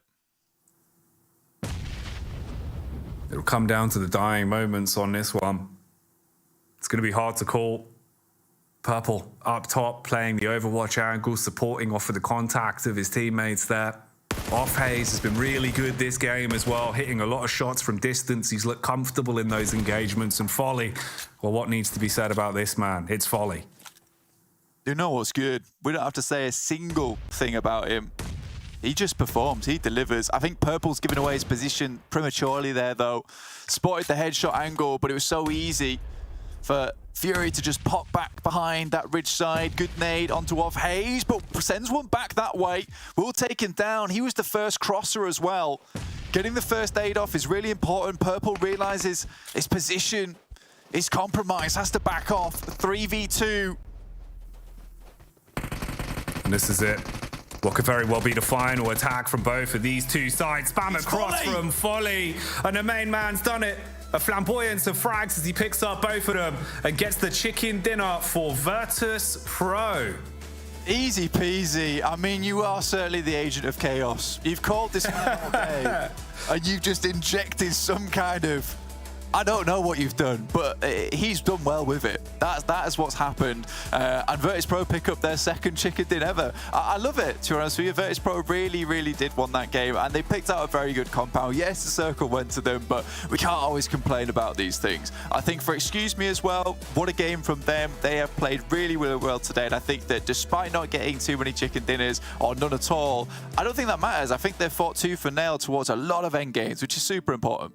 Yeah, I think mechanically and individually they've shown that, you know, they can contend with the best, and that's one of the things that you'll take away from this, right? Even if you weren't able to actually get it over the finish line. But VP lock it down in the end of that one. The main man, Folly, living the high life. But we'll head on back over to the analyst desk, where I'm sure Max is going to have a field day getting his teeth stuck into this one. Hello, welcome to the analyst desk. And before we start off by dissecting this game, we're gonna have to say thank you to Monster for giving us 5 maps in total, and we're still here. And Max, if I remember correctly, that is the first chicken dinner for VIRTUS.PRO in the entirety of the second. Okay. It's still good. That's one more than I thought they would get. Yeah, that's great. But yeah, I mean, they kept talking about it. The Folly effect in full play, I would say is not the Folly effect, it's the Jackie effect. He's true agent of chaos, as they kept saying the entire time. What is going on? I don't know. But I love to see it. VIRTUS.PRO getting some points in, maybe the start of something beautiful here, Janiro, as they get 17 points on the board this game. pretty much a given game to them, right? They had a strong compound, but I did not expect them to win that fight versus Excuse Me, but the moment they lose Furia as he's trying to cross over, he's down to a 2v3. They have too many angles. You just cannot make that cross happen. So good on VIRTUS.PRO for holding on to that compound for as long as they did. Yeah, Major Pride as well, getting a couple of points in terms of Elim, so that is a good thing from their side of things if they want to keep it ahead. In the leaderboards, the Muerte Avalanche. Yeah, it's a bit of a sad one, especially for Avalanche, considering that they're really struggling on getting some of those points on the board. But it's, again, consistency as well from the likes of MADBULLS, KASIK team, Game Lord, your Gladiators. Regardless of the fact that maybe some placement points aren't there on the board for them, it's always going to be a couple of Elim points just to make sure that they're staying in the race. I gotta say, I do appreciate that Jackie picked Avalanche at least once today, but I don't think he has his heart broken enough yet. Okay, you'll get there, Jackie. Yet. Okay, you'll understand learn eventually. Over time. It's a learning curve. But Wade from Dark Project with the most Elims and the highest damage. What a way to finish off the day, but unfortunately not that chicken dinner secured by Dark Project this time around. Wade was like out here saying, wait, hold on a minute, hold on to my monster. No, you did not just do that. Yes, I did do it, I did, yes. But he just clutched it out with the DBS versus the entirety of Gladiator, no, Game Lord actually up north in that position. So you seem a little bit disappointed, but I wanted to do it, and I just did it, okay? So yeah, just do it. Exactly. Don't let your dreams be memes. Absolutely not. Yes. So that's great. But daily winners as well in terms of making their dreams come true by securing some of these chicken dinners. I mean, one of those days where, again, different teams, different wins, except NEXUS. They get two, not just on Erangel, but also on Sanhok. They are historically one of the better teams on Sanhok, so they are living up to those expectations. They are living up to their name when it comes to that map specifically. And that's a great way to close out the 4th day for them of Stage 3. And the thing is also, those are big in terms of elimination, 16 and 13. That puts them in a really, really good position. Love to see, though, KASIK team and VIRTUS.PRO, they get the chicken dinner, was like 300, 400 damage, just showing that the circle was, in fact, centering on top of them, but they still get decent damage and a few limbs here and there. So all good for those guys at the top. Yeah, so we had some new players, especially, I think, Folly being the standout player of the day in terms of like a new potential. Maybe we'll see that continue throughout the second half of this phase and maybe in the finals, because Folly last year was called Folly PMGC. I think he's like, oh, maybe I'm not going to put PMGC this year in my name, but maybe he can put Folly Championship, maybe. I don't know. Okay. We'll I mean, I'm going to put Folly MVP for today. It's been quite a good performance from his side of things, but I'm going to have to ask you, would you dare? No, I'm not. I don't want to lose. I can't. I'm gonna pick my boy Octavian from Nexus Gaming. What do you mean? Of course. We got to keep it spicy. Yeah, no, it's not. We're going to have a look at the MVP highlights. It is going to be Octavian. Oh, who would have guessed? What a surprise. Wow, I never nobody could have guessed that. Look at that. I mean, with the amount of Elims that they secured for their team, I think it's no surprise the consistency with those Elims coming out today. I think the first game, 7 out of 16, which is incredible, to say the least. Really helped Nexus Gaming move up in those rankings, close out some of these games, and just stay on top of their game. I refuse to believe you just wanted to keep it spicy and pick Folly. No, you just wanted to throw on purpose there. But he has been definitely the player that I wanted to see more from when it came to this roster. We saw, of course, Kapahala get some good clutch moments. We saw also Exo Machina that was a sub that started popping off really well in the second and third phase. And now Octavian is back to like his roots, it seems, where he was just like one of the top fraggers in the whole Western European region years ago. So he's back there, and I just hope that this can continue because, man, 17 Elims on a day is so hard to achieve, but he made it happen, and it seemed easy. So let's go. Yeah, he did make it seem easy indeed, and with that as well, the tournament overall standings have been changed once again because as the days go by, teams collect points and some more than others, with Major Pride currently sitting very comfortably at the top at the total of 555. My question to you, Max, is will they break the 600 points? Oh, I think so. I think that's going to be happening by the end of this phase, and that's going to be great for the PMGC rankings. I think there's a world, where they can maybe even build a 100-point lead maybe against MADBULLS, because don't forget the PMGC points include the final points. So depending on how that goes, that will make things pretty interesting. But MADBULLS Gladiators, once again, not too big a surprise, though very impressive that Game Lord, a team that struggled with all these CIS teams in the fall season of last year, now with only 4 chicken dinners, are in 4th position and really not that far behind, potentially entering the podium position. So I'm really so proud of Game Lord and what they've done this season, and especially when it comes to the fragging power of Victor, Navallo, and Robs. They're doing way better than I think a lot of people initially expected. Well, it's very rare that you get some very kind, heartfelt words from Max, so I'm really happy to hear that. Want to kind of draw our eyes towards the second part of the table, because initially we were saying Unicorns of Love were very close to Shockwave with VIRTUS.PRO with that one chicken dinner, have now jumped 2 places from where they were earlier today. And it was always going to be, is VIRTUS.PRO going to go into the finals? Is it going to be Avalanche? Is Avalanche going to have the opportunity to catch up? Well, by the looks of the standings right now, Max, the difference between Avalanche and Unicorns of Love, that is now the team above them rather than VIRTUS.PRO, which has been historically the case, it's not looking very likely. Look, we got the Folly effect today. I need to see the Alicio effect. I don't know what to tell you. This man has been back-to-back MVP 2 years ago.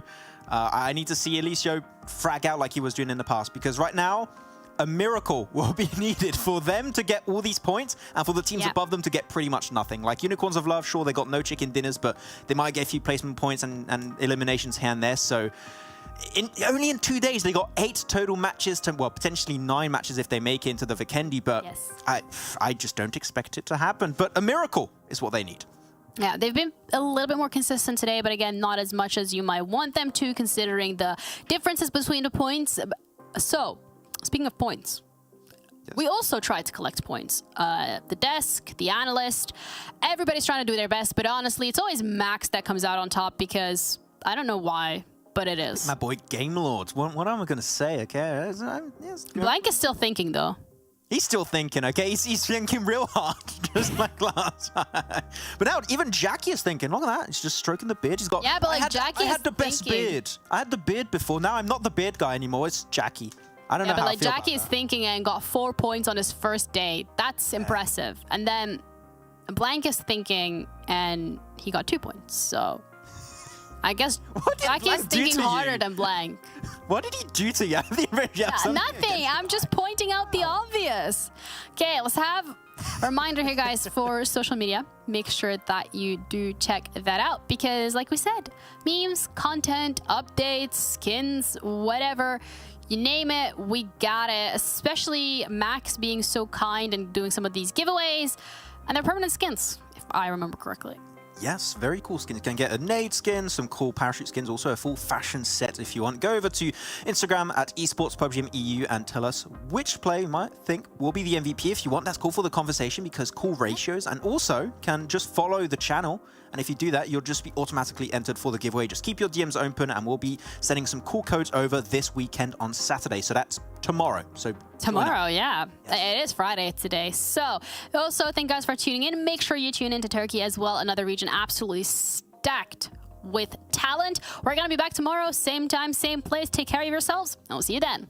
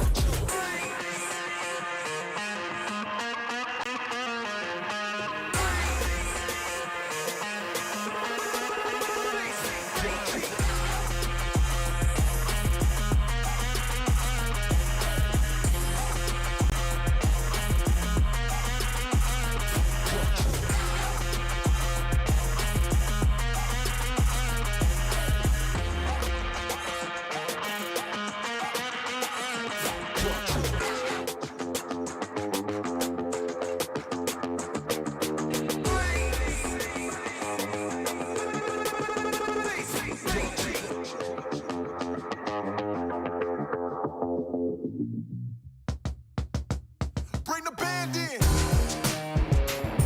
Woo! Well, alright. Yeah, they want me to fit in, but I can't. I'm too different with it. Too advanced to think. You know my intuition.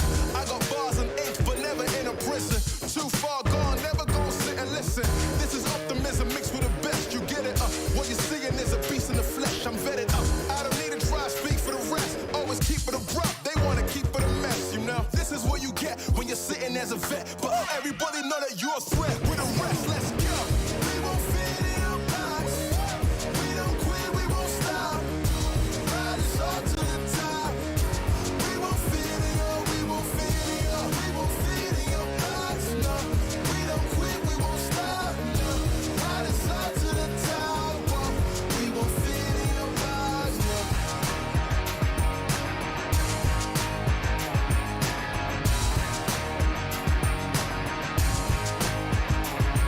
Look, I try to tell you we don't fit in your box. Why you try to box me and I got the key to unlock? I know the locksmith, optics, speak of the lots. I'm eating lobster, chopsticks, freaking the boss, you know. I'll never fit in where I go at. Ooh, boss talk like I'm Boaz. Ooh, why fit in when you know you can stand out still? They remember you more when you hand out deals. Let's go. We won't fit in your box. We don't quit, we won't stop. Ride us all to the top. We won't fit in your, we won't fit in your, we won't fit in your box. No, we don't quit, we won't stop. No, ride us all to the top. Whoa. We won't fit in your box. No. Don't box me in. I do my own thing. Spirit is right within. I got my own way. Riding is not within. Look at the way that I do my ops again. Oh, better let me loose. You know that I got the juice. Everything I got to do. Words that I speak out my mouth, I gotta move. Oh, oh, we can't fit in your box. You're too cold and you know.